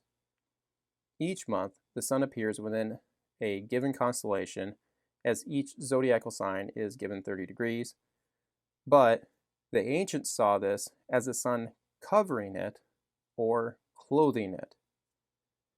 And before this, the psalmist said that God ordained all of them, i.e., put them in order and motion, so that they would serve as signs to the ancient Israelites, as said in Genesis 1:14. Now, this might sound convincing to some of you out there, but to others, I still can imagine that some of you are thinking that I'm just taking this in the direction that I want. I am not, because there have been numerous zodiacs found in the remains of first century Jewish synagogues in Palestine that demonstrates that the Jews were observing the heavens for insight. So, when Daniel was explaining to the Magi about the Messianic King's future coming, is that he connected it to the Leo constellation that represents the tribe of Judah, and all of them would immediately think about Regulus, the brightest star in the Leo constellation, that is known as the King Star in every ancient Near Eastern culture. Now, this is a starting point for the Magi, but Regulus was not the star, as verse 9 describes the star continuing to move before the Magi, and that it stopped over top of Bethlehem. Regulus appears to be constantly moving from its rising in the east to its setting in the west. So this description simply does not fit the bill with what the Magi are describing. But we can safely know that Regulus and the Leo constellation are part of the equation. And because they are, is that the 7 BC proposal of the triple conjunction of Saturn and Jupiter are thrown out because in each instance, Jupiter and Saturn's conjunction with one another do not even come close to taking place in the Leo constellation. A reply might be that the conjunction is in the Pisces constellation, or the fish constellation, and since Jesus is the fisher of men, that this somehow works. But one's own dreamed up rationalization does not, and will never, overrule what Scripture says. And Genesis 49 and Numbers 24 are quite clear on the matter. So, the 7 BC conjunctions fail both chronologically and scripturally. The Magi would not even consider them to be the sign that the Jews' Messiah had been or was about to be born. But this does bring up the idea of when would the Magi have expected to be looking for a celestial sign that the Jewish Messiah was about to be born. Conjunctions happen regularly enough, so they would have had to have had a general time frame in mind to think, okay, that's the celestial sign, and it does fall within the expected window for the Messiah's coming. And that takes us right back to Daniel in chapters 7 through 9. Chapter 7's 4 beasts perfectly align with the statue in chapter 2. And the fourth empire is Rome, as they were the ones who conquered the Greek Empire and its 4 sub-kingdoms. Whether you agree with this interpretation or not, is that it does not matter, because those in the first century did, like Josephus stating right here that Rome was the 4th predicted empire. And just to add a little salt into the critic's wound, is that Josephus was an early dater of the book of Daniel. Now, chapter 7 is quite clear that the inauguration of God's kingdom will be led by the Son of Man, going out and conquering the 4th empire and its little horn ruler. This figure, the Son of Man, is the Messiah, as all the descriptions link together with one another. Chapter 8 comes into play with its prediction of a little horn rising up within the Greek Empire, which was ultimately fulfilled with Antiochus Epiphanes IV. But the distinction between chapter 7's little horn and chapter 8 is quite clear and apparent, as it prevents the equivocation that critics try to make between the two. Chapter 8 is also important as it shows that Daniel's vision of the ram and goat were astronomical signage of the Persian and Greek empires. This is further validation that celestial signage is biblically okay as long as it's rooted in God's Word. Chapter 9, 70 weeks, is the main chronological determinant that the Magi would have been using to get a general time frame for the Messiah's arrival. Of the 6 points, the everlasting righteousness language tethers itself to chapter 2's and 7's description of the everlasting kingdom that will be ushered in upon its conquering of the Fourth Empire. And when you tack on the 490 years from the 70 weeks, is that your window for the Messiah's arrival is between the late 1st century BC and the early 1st AD. And that's working with a modern chronology system in mind. Critics and rabbinic Jews are not going to like that I'm applying the 70 weeks to the Messiah. But sorry, you have a 1st century secular source problem to overcome. Suetonius, in his book on Emperor Vespasian, wrote that a firm persuasion had long prevailed throughout all the East, that it was fated for the empire of the world at that time to devolve on some who should go forth from Judea. This prediction referred to a Roman emperor, as the event showed, but the Jews applied it to themselves. The references makes it clear that the Jews were thinking of the Fourth Empire's destruction at the time using the 70 weeks prophecy. Tacitus also said that various portents had occurred at this time, that is around 70 AD, but so sunk in superstition are the Jews and so opposed to all religious pagan practices that they think it wicked to avert the threatened evil by sacrifices or vows. Most people held the belief that, according to the ancient priestly writings, this was the moment at which the East was fated to prevail, and that they would now start forth from Judea and conquer the world. This enigmatic prophecy really applied to Vespasian and Titus, but men are blinded by their hopes. The Jews took to themselves the promised destiny, and even defeat could not convince them of the truth. Again, this is a clear demonstration that the Jews were expecting God's promised kingdom to come in and conquer the Roman Empire at this time. And this can only come from Daniel 2, 7, and 9. And Josephus confirms this belief as well, with the prophecy being fulfilled with the destruction of the city and the temple from Daniel 9:26. But the 1st century Jews also believed from their sacred writings how, about that time, one from their country should become governor of the whole earth. And earlier, in our discussion on Augustus's oath, is that there was an allusion to the 70 weeks made by Josephus when he described the Pharisees telling the people that Herod's government was prophesied to be destroyed. And prior to this, you have the Essenes, who were very, very likely the Qumran community who harbored the Dead Sea Scrolls, writing in what is called 11Q Melchizedek. They cite Isaiah 61:1 with the Messiah proclaiming liberty to the captives and tying that verse to Melchizedek, who is only found in Psalm 110 outside of Genesis 14. They say that he will forgive and atone for his people. Then ties this figure to Elohim, who sits in the divine council from Psalm 82. And here comes the Daniel 9 reference. Your Elohim reigns. Its interpretation, the mountains are the prophets, and the messenger is the anointed one of the Spirit, concerning whom Daniel said, until an anointed one, a prince, from Daniel 9:25. Right there is your 70 weeks Messiah interpretation prior to Christianity. And then they wrap more of Isaiah 62 around this figure as the one who will proclaim the gospel with the final line that flat out calls him God.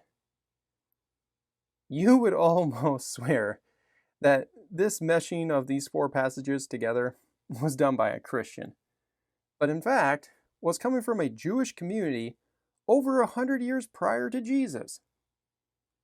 And in a different article of Walkholders is that he wrote about how all the early 1st century AD Messianic movements were tied to the 70 weeks prophecy. All of this demonstrates that the Magi would have known the general window of time to expect the Messiah's arrival. And then all they would need to do was to look up into the sky during this time for celestial signage in the Leo constellation to alert them that the Messiah's arrival had occurred. Now, with this window of time in mind, is that we can narrow our scope down considerably because Herod's massacre of the innocent was with all boys 2 and under in Bethlehem at the time based upon what he got out of the Magi, when he asked specifically, when did the star appear? This settles the discussion on the interpretation of Paideon in Matthew. Luke's story is about baby Jesus, while Matthew 2 is referring to toddler Jesus being about a 2-year-old at the time of the Magi's arrival, which matches Luke's 3 BC birth date, as this points to the star's appearance in 3 BC as well, with the Magi's arrival coming shortly before Herod's death.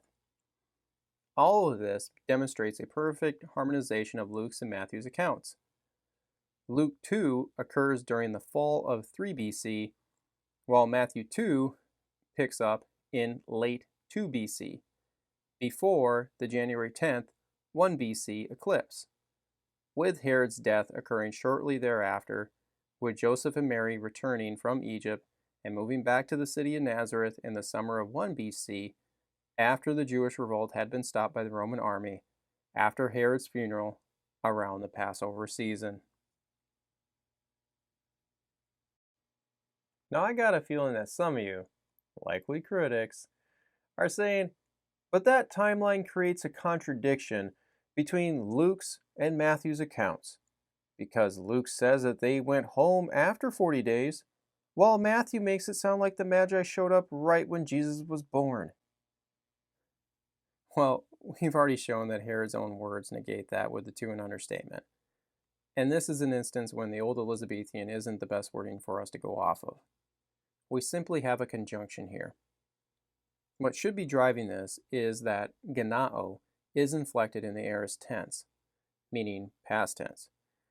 And because of Herod's words, the Magi's, and the Paideon description is that modern versions will say either after Jesus was born or now after Jesus was born, denoting that some amount of time had passed, as this comes right off of 1:18 through 25's birth narrative that was focused around Joseph's experience, while Luke centers around Mary's. We know the story well with him wanting to divorce Mary secretly, but Gabriel says, don't, she hasn't cheated on you, but she's bearing the Messiah inside of her right now. And from that, Joseph took Mary as his wife, but waited until Jesus was born that he and her would consummate their marriage.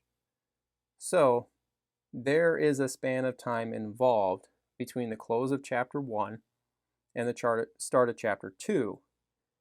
So, Matthew 1's events, with Joseph in focus, occurred sometime between John's birth and the census mandate that made them go to Bethlehem. So chronologically, it goes Luke 1, Matthew 1, Luke 2, then Matthew 2. Both accounts are still in perfect harmony with one another, which maybe you have now started to realize that Luke and Matthew are describing 2 different times that Mary went to Bethlehem. But why would she be there twice? I'm sorry, but if that really sounds like a contradiction to you, then you are desperately grasping at straws to make the 2 accounts sound like they're contradictory to one another. Have you ever gone to the same town twice in your life? Yeah, So you already see, kind of how foolish this line of thinking is. But why was she there? I mean, it just sounds like Matthew is putting her and Jesus back into Bethlehem, so it's fulfilling Micah 5:2 to them. Wrong again. There's a really good reason for Mary to be back in Bethlehem at this time. But since we don't know what time that is quite yet, is that I can't reveal it to you. And that's where the star does come back into our discussion. Because the Magi and Herod informed us that the star appeared in 3 BC. So, the simple question is, was there any celestial signage in the Leo constellation with Regulus in 3 BC? And the answer is, oh yeah, it lit up like the 4th of July.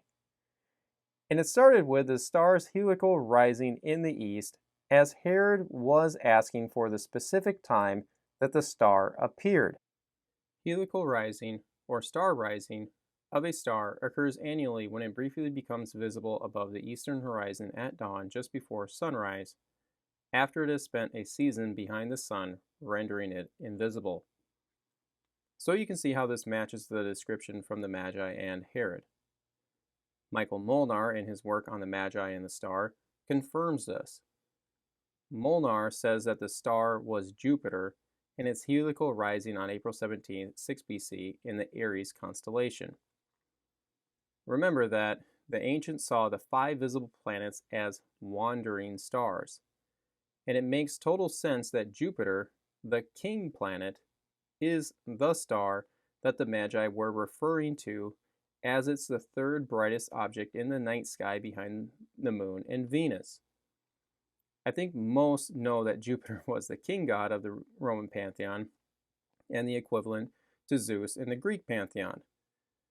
The planet was also called the Star of Jupiter and meant to the Greeks as the shining one or blazing star.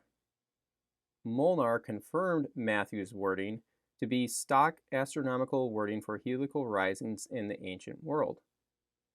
How you know that it was Jupiter's annual rising was if it preceded the sun by 12 degrees. Now, Molnar picked April 17, 6 BC because he was working off of a 4 BC date for Herod's death. He also looked into the numismatic coinage of the day and saw connections between Aries and Herod's territory. As you can see in the picture, is that Jupiter is 12 degrees away from the sun at sunrise on April 17, 6 BC in the Aries constellation.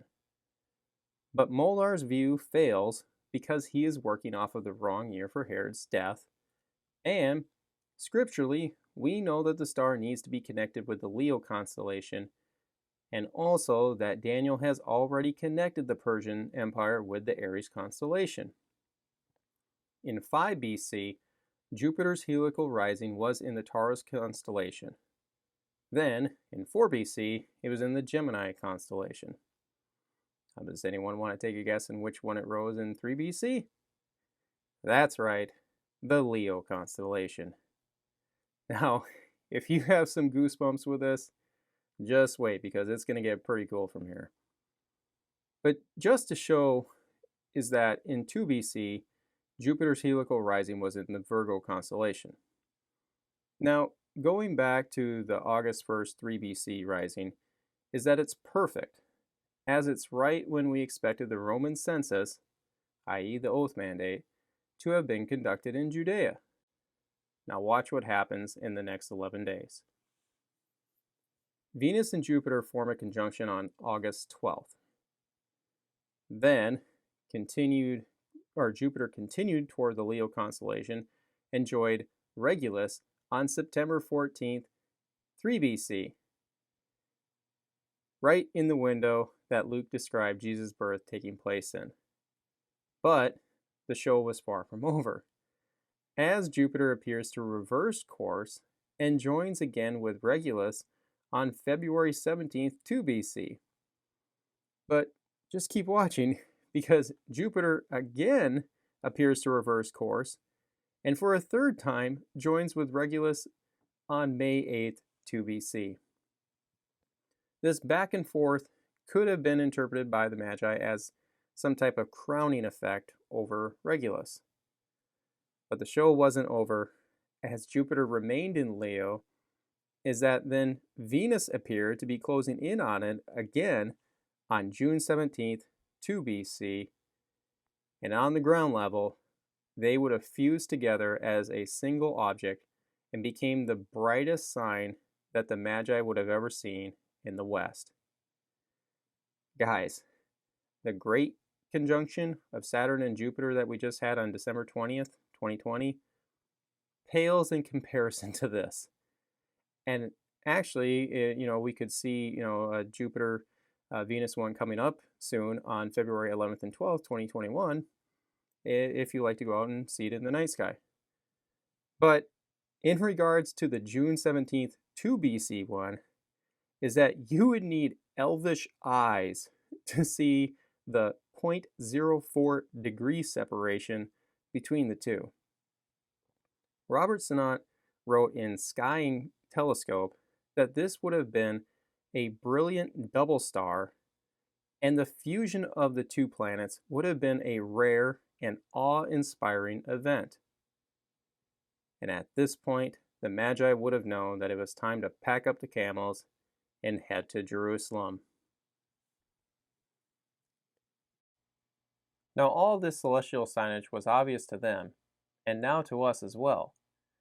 But if you're still hesitating on the idea of Jupiter as the star, because it sounds a little too pagan to you, is that you need to put the whole Greek and Roman side of this whole thing out of your head and put in what the Hebrews referred to it as. And that is Zedek, which means righteousness.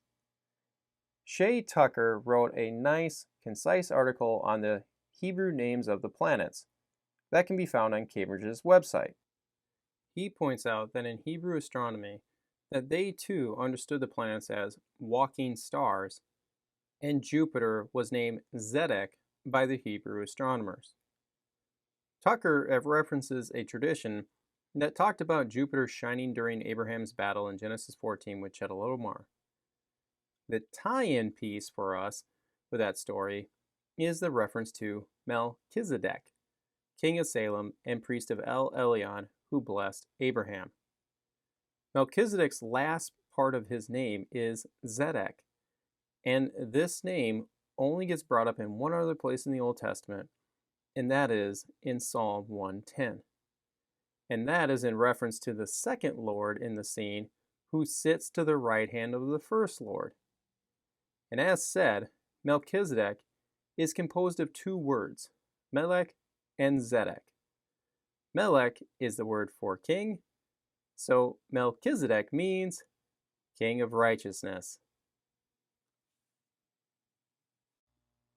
Now take this back in our celestial signage discussion. You would have righteousness rising in Leo on August 1st, 3 BC, in the Magi's eyes, and with the three Regulus and Jupiter conjunctions, is that since Regulus is the king star, is that Melech and Zedek would be joining over and over again. That would evoke Melchizedek from Psalm 110 to ring in their heads. Now, if you think that I'm forcing the issue here, just hold on. But before this, is that if you were wondering how in the world did it look like Jupiter was moving back and forth in the sky like that, is because of the illusion of what is called retrograde motion. This happens when two planets, in our case, Earth and Jupiter, come in opposition of one another. Our two orbits here show the Earth currently behind Jupiter in its orbit around the Sun, kind of like, two track runners running in their lanes. But since we, the Earth, are closer to the Sun, is that we eventually appear to catch up to Jupiter. This goes for other planets as well. If we look straight at Jupiter, is that it looks like it's, right beside the given clip art blue star. But as Earth catches up to Jupiter, is that the new line of sight makes Jupiter now appear to be moving away from that blue star. This apparent movement would continue to be observed in the subsequent days and months. So, us Earth dwellers, including the Magi back then, would see Jupiter wandering back and forth in the sky, regardless if you're under the ancients' geocentric mindset or today's Copernican heliocentric one. So, just to see this in a smooth transition, here you go.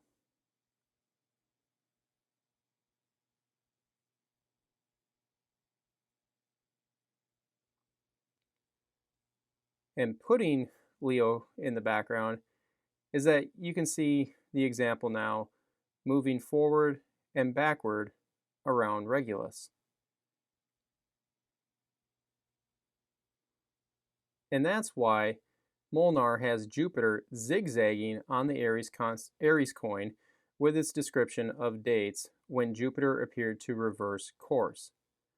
But going back to our 3-2 BC display is that you can see the same apparent forward, then backward, then forward again movement of Jupiter around Regulus. And this explains the Magi's description of the star, i.e. Jupiter, that continued to move before them. But then it came to a stop by standing over top of Bethlehem. So, continuing on from June 17th to BC, is that you see a clustering of planets on August 26th. Could have this meant anything to the Magi? Hard to say because nothing in Matthew indicates that. Mercury was the messenger of the gods, the equivalent of Hermes to the Greeks, and Mars being the god of war, equivalent to Ares. So, maybe it's possible, but I personally am not going to make too much out of this. But it is worth showing that there were other planetary conjunctions and clustering going on that could have meant something to the Magi, especially with their pagan background. But after the third conjunction of Jupiter and Regulus on May 8th, 2 BC, is that Jupiter continued to move forward in the sky, meeting with Venus on June 17th. Then we see that clustering on August 26th. And as it kept moving forward, is that at this point, we are looking for the retrograde to kick in.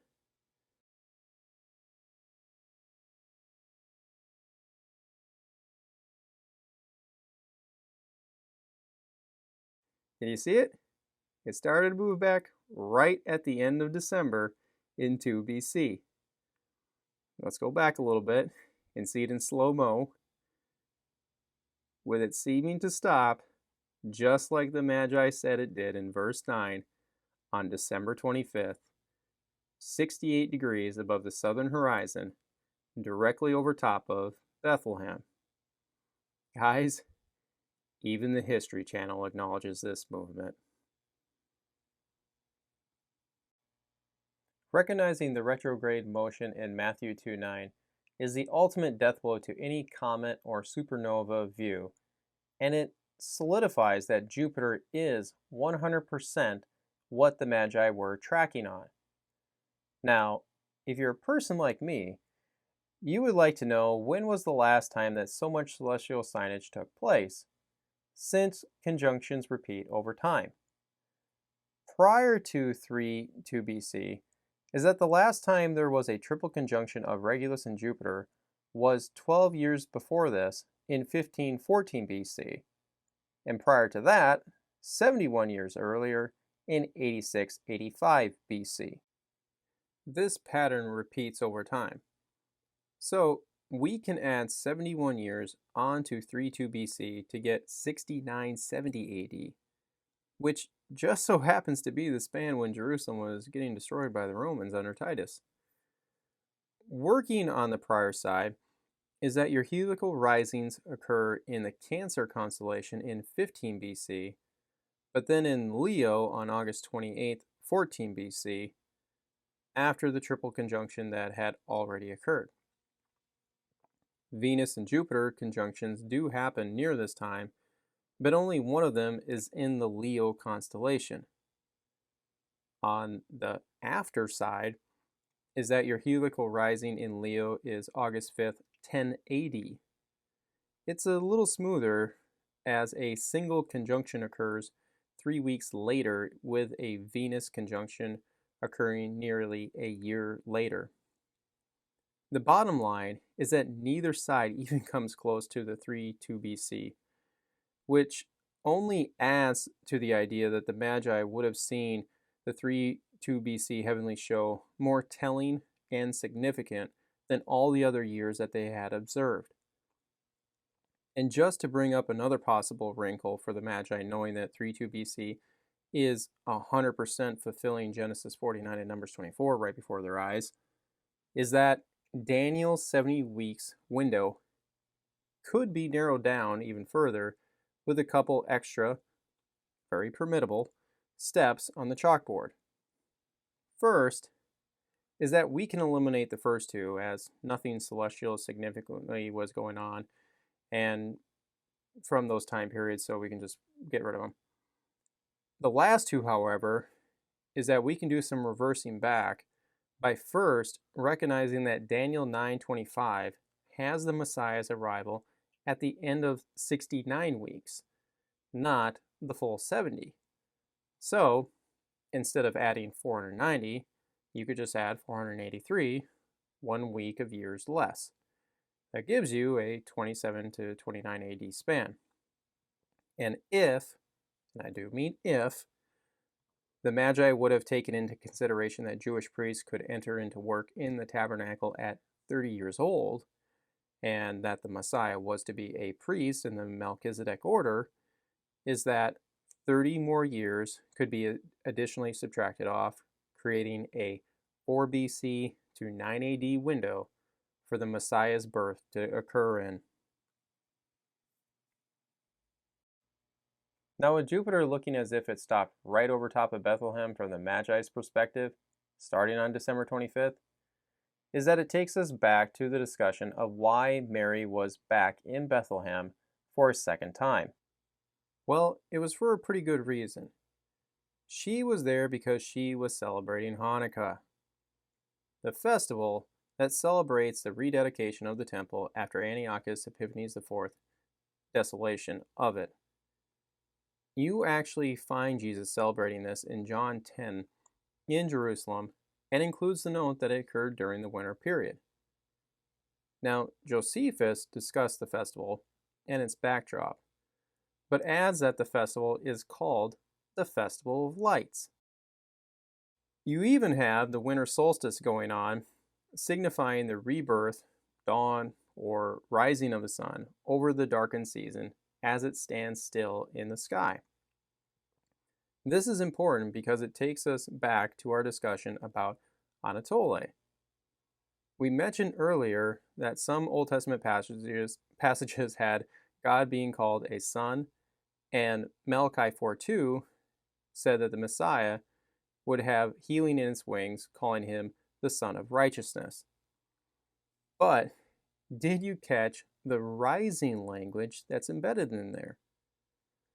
In the Septuagint translation of Malachi 4:2 is that it uses anatello that's most often associated with the rising of the sun, or you could say at dawn.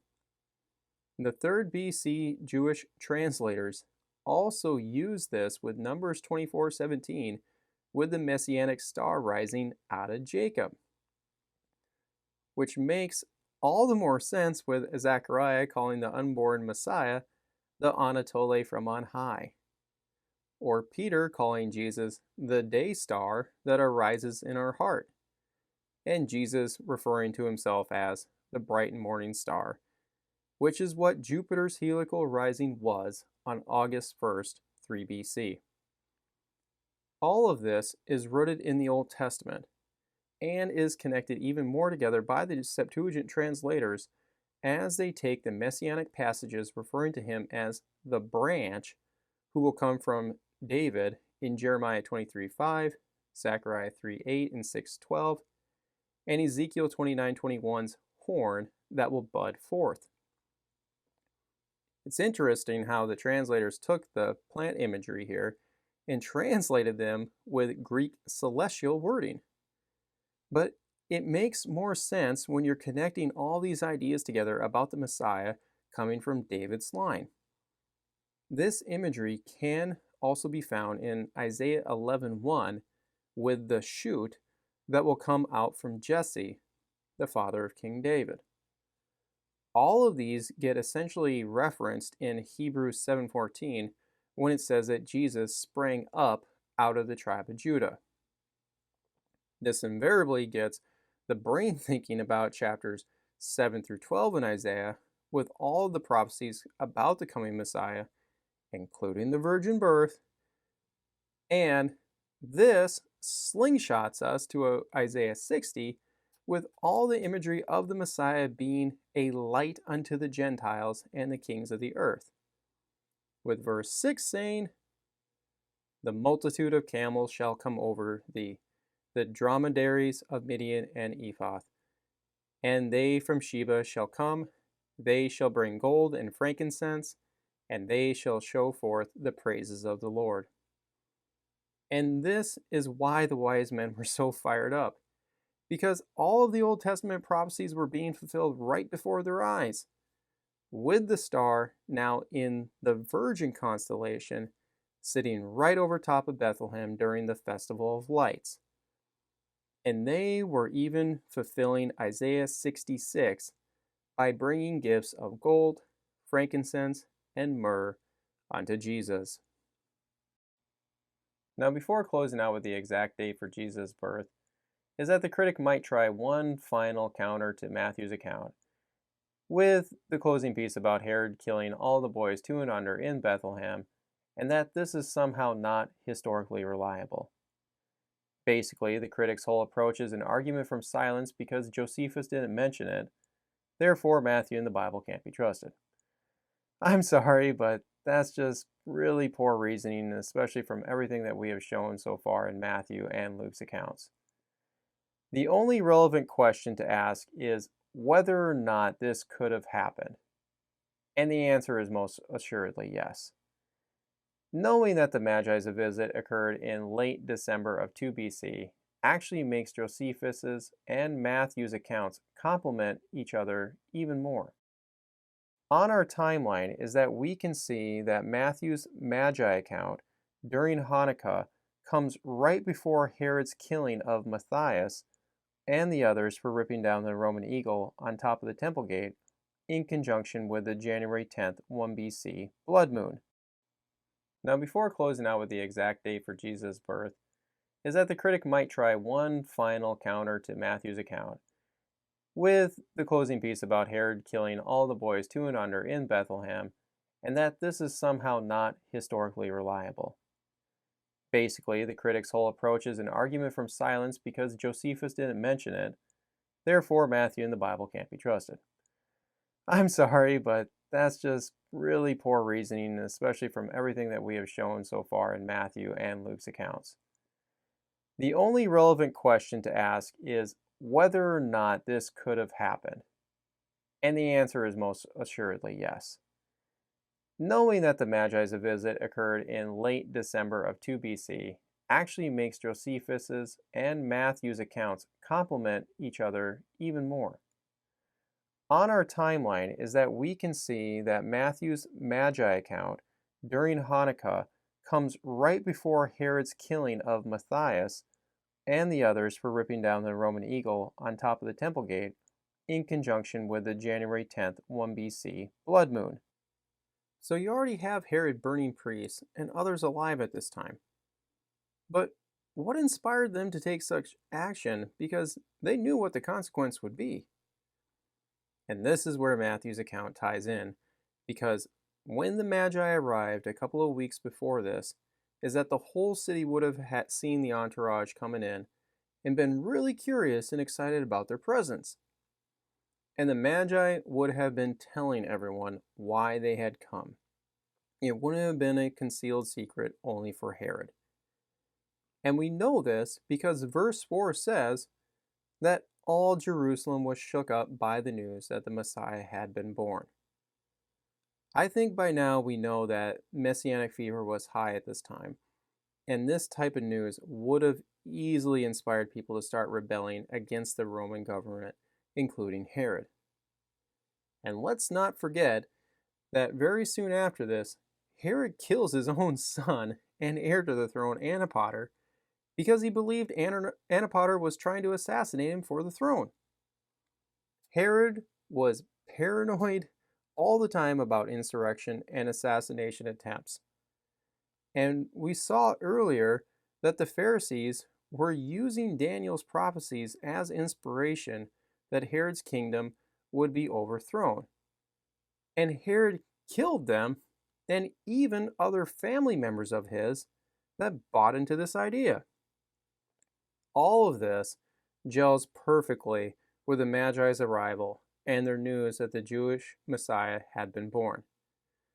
Herod tried to use the Magi as trackers so he could go kill the toddler, but God warned them to get out of Bethlehem, and Herod found out that he had been duped by them, is that then he lost it, no differently than all the other occasions that we read in Josephus's accounts, and he ordered that all the boys 2 and under in Bethlehem should be killed.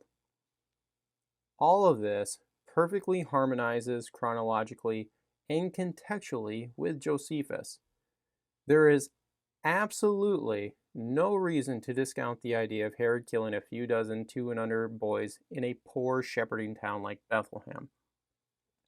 Herod was a massacring nutjob from day one, with Antigonus all the way to his last days by executing his very own son. He took out anyone and everyone at the first sniff of a rebellion. What even further validates Matthew's narrative is that Suetonius, writing on Augustus, said, according to Julius Marthus, a few months before Augustus was born, an astronomical portent was generally observed at Rome, which gave warning that nature was pregnant with a king for the Roman people. Thereupon, the Senate in consternation decreed that no male child born that year should be raised, but those whose wives with child saw to it that the decree was not filed in the treasury, since each one appropriated the prediction to his own family.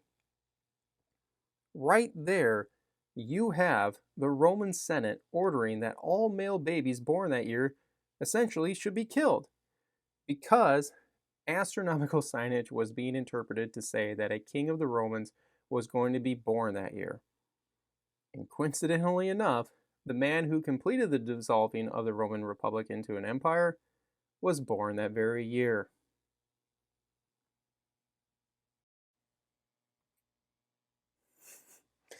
So, altogether, we have conclusively shown that both Matthew's and Luke's opening 2 chapters are 100% historically reliable. There is absolutely no reason to consider them a mythical fabrication in any regard. Now, on to the actual birth date of Jesus. All the scriptures in Matthew and Luke point towards a September 3 BC timeframe. I have seen proposals of using the Great Conjunction of Venus and Jupiter on June 17, 2 BC as the birth date, and those advocates' reasoning is that 9 months before this was the first conjunction of Regulus and Jupiter. I know this looks really nice, but no. There are too many textual and historical barriers to try and place the birth in June of 2 BC. The biggest of which is that the census was conducted between August and October of 3 BC, and also that the Roman Senate bestowed Augustus with the new title on February 5th, 2 BC. The birth took place during the time that the census was being conducted, and its mandate to make Joseph and Mary go to Bethlehem was ultimately fulfilling Micah 5:2 in this. June 17, 2 BC is 4 months after all of that would have been completed, and it goes against what Matthew and Luke said. We have shown that from both ends that Luke places the birth in September of 3 BC, with Jesus' ministry starting in the spring of 28 AD. John the Baptist's birth pointed to it on the front end, with Tiberius's 15th year being shown to be the Tishri to Tishri span of 27-28 AD. And on the back end, Paul's chronology was established by starting with Gallius' proconsulship in 51 AD and seeing that the Jerusalem Council took place in 48 AD, is that this allowed us to rewind the clock back 17 years to 32 AD for Paul's conversion and seeing that the crucifixion most likely occurred in 30 AD. And from this established Lukan chronology is that the September 3 BC timeframe was confirmed further by Matthew as the dates perfectly align with Herod killing all the boys 2 and under. So we're very positive from Matthew and Luke that Jesus' birth was in September of 3 BC. But we want to know the exact date, and currently the best we could guess in that month is Jupiter's first conjunction with Regulus on September 14th, 3 BC. But there's nothing in Matthew or Luke to say, yep, that's it. So if we want to know the exact date, is that we have to go outside of Matthew and Luke and turn to the book of Revelation, chapter 12, verses 1 through 5. And there appeared a great wonder in heaven, a woman clothed with the sun, and moon under her feet, and upon her head a crown of 12 stars. And she, being with child, cried, travailing in birth, and pain to be delivered. And there appeared another wonder in heaven, and behold, a great red dragon, having 7 heads and 10 horns, and 7 crowns upon his head. And his tail drew the third part of the stars of heaven, and did cast them to the earth. And the dragon stood before the woman, which was ready to be delivered, for to devour her child as soon as it was to be born. And she brought forth a man-child, who was to rule all nations with a rod of iron, and her child was caught up unto God, and to his throne. Did you catch it? No? That's fine. We'll break this down working backwards from verse 5. We know that the man-child who is to rule with a rod of iron is Jesus, because earlier in Revelation, Jesus said that he will give others the same privilege that he received, and in chapter 19, John described Jesus' second coming by applying Psalm 2 to him, that we know is connected with Numbers 24:17 and Genesis 49:10 because of the royal scepter and rod language that's in there for the Messianic King of the Jews. So, verse 5 is 100% referring to Jesus in the scene here.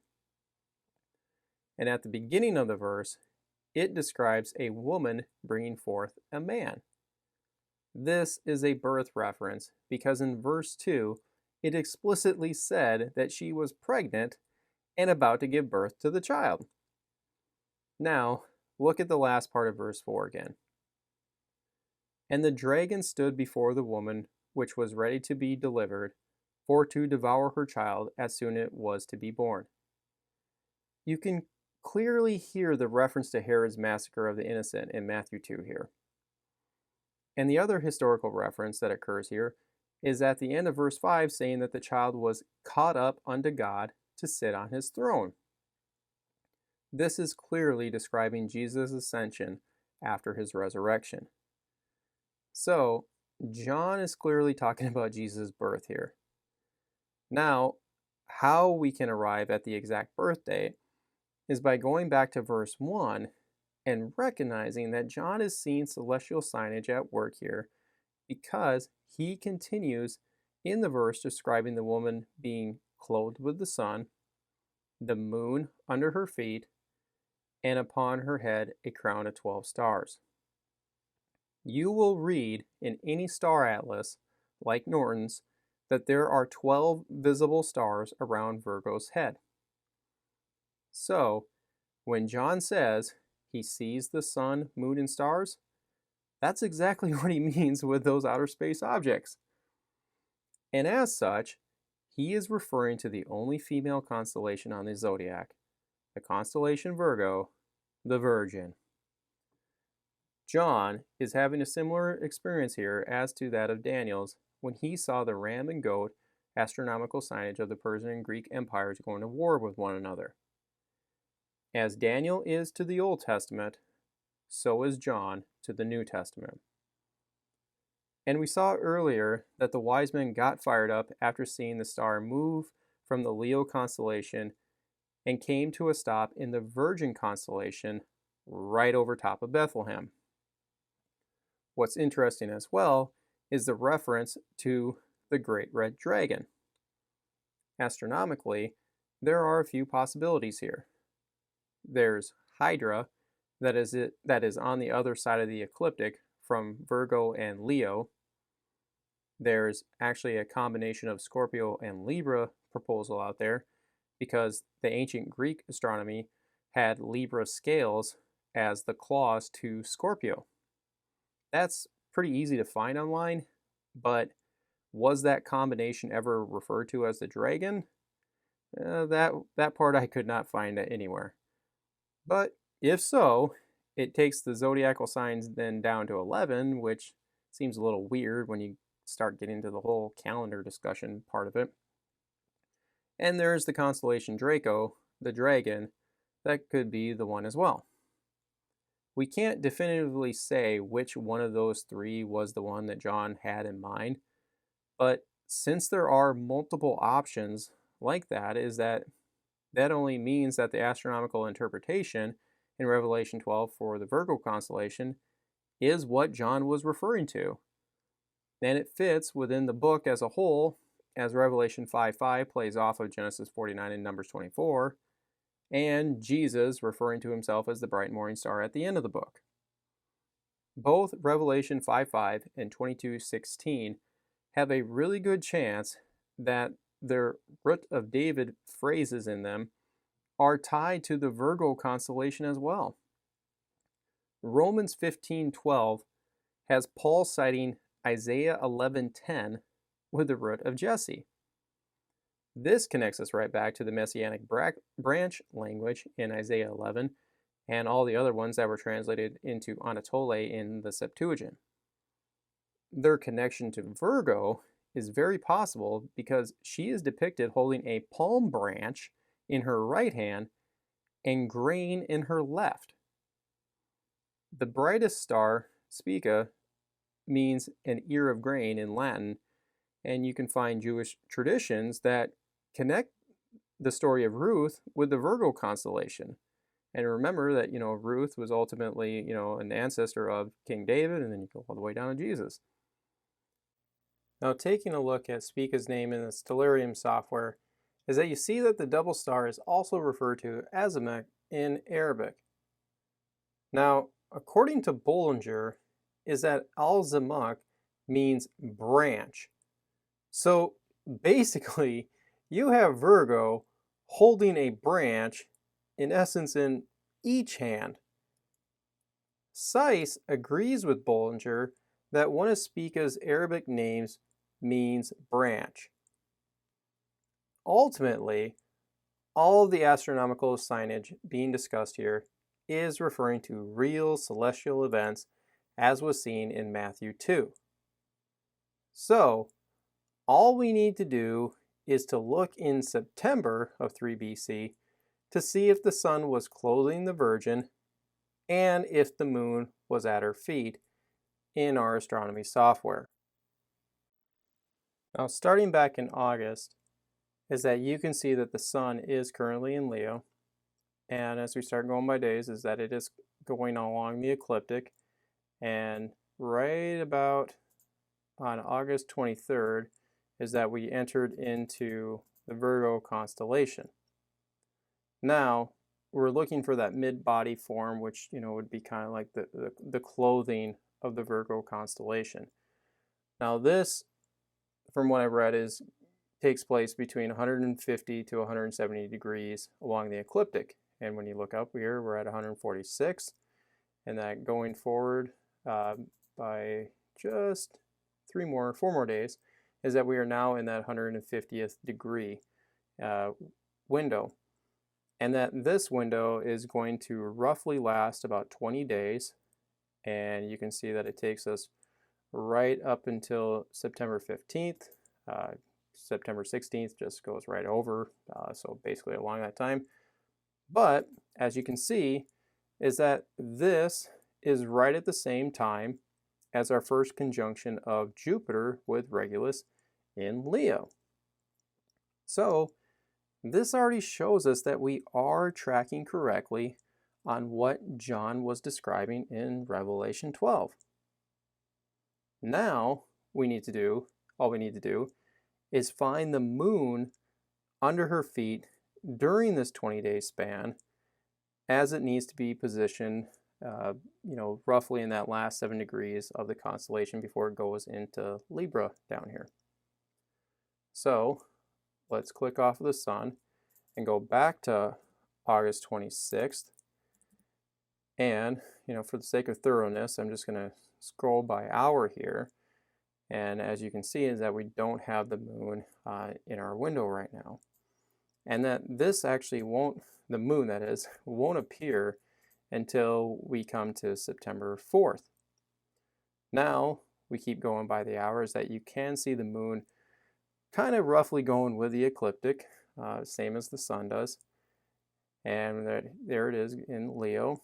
But you can see it's starting to move further down Virgo now. Here we are at September 9th.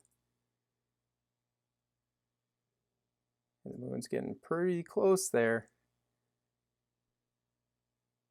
And right about there, we can see that the moon is now positioned under her feet. The moon is still in the Virgo constellation. And if we go 2 more hours, it still is in Virgo. But just at the change into September 12th, is that it's now entered into the Libra constellation. And so, if you didn't catch it, is that roughly at 6 p.m. at the change of the day according to the Jewish calendar, is that Jesus was born on 9/11, right at or after 6 p.m. This matches Luke's description that the shepherds were out at night when an angel appeared to them and said that their Messiah had been born this day. By night and this day reminds us that the Jewish day began in the evening at 6 p.m.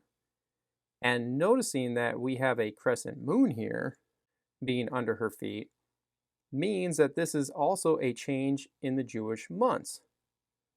This is significant because on September 11th, 3 BC at sundown is Tishri 1, also known as Rosh Hashanah, the Jewish New Year.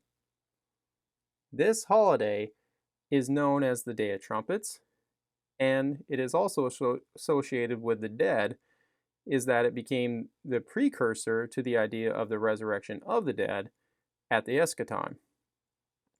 9 days later, after the Jewish New Year, is the Day of Atonement, with also the Festival of Booths happening just 5 days after this for a week. This is likely what Paul was alluding to in 1 Corinthians 15:52, with the dead rising at the sound of the last trumpet. Outside of the trumpets is that this day was also a day of shouting and praising of Yahweh in heaven, which offers a little more insight into Luke's story, as numerous angels were described praising God upon Jesus' birth. This idea carried into Rabbinic Judaism, as seen in our earlier reference about the tradition of the patriarchs being born and dying on the same day. And some of them said that this happened in Tishri for all the patriarchs, along with other key events like creation, Joseph's release from prison in Genesis 41:1, and his installment as the second authority over all of Egypt. And also that the world is expected to end in Tishri with the coming of the Messiah. Rabbis would get this idea from the flood story, as the waters dried up and the world had been officially cleansed and rebooted on Tishri 1. Now, I can imagine some of you are thinking, yeah, but it says the first month, first day, not the seventh month. True, but that gets reconciled in Exodus 12 with the institution of Passover as God shifted the calendar by 6 months. It wasn't until the exile that the name of the months were adopted in. Before that, they were just all numeric. So, at the first Passover, God said that the seventh month is now the first month.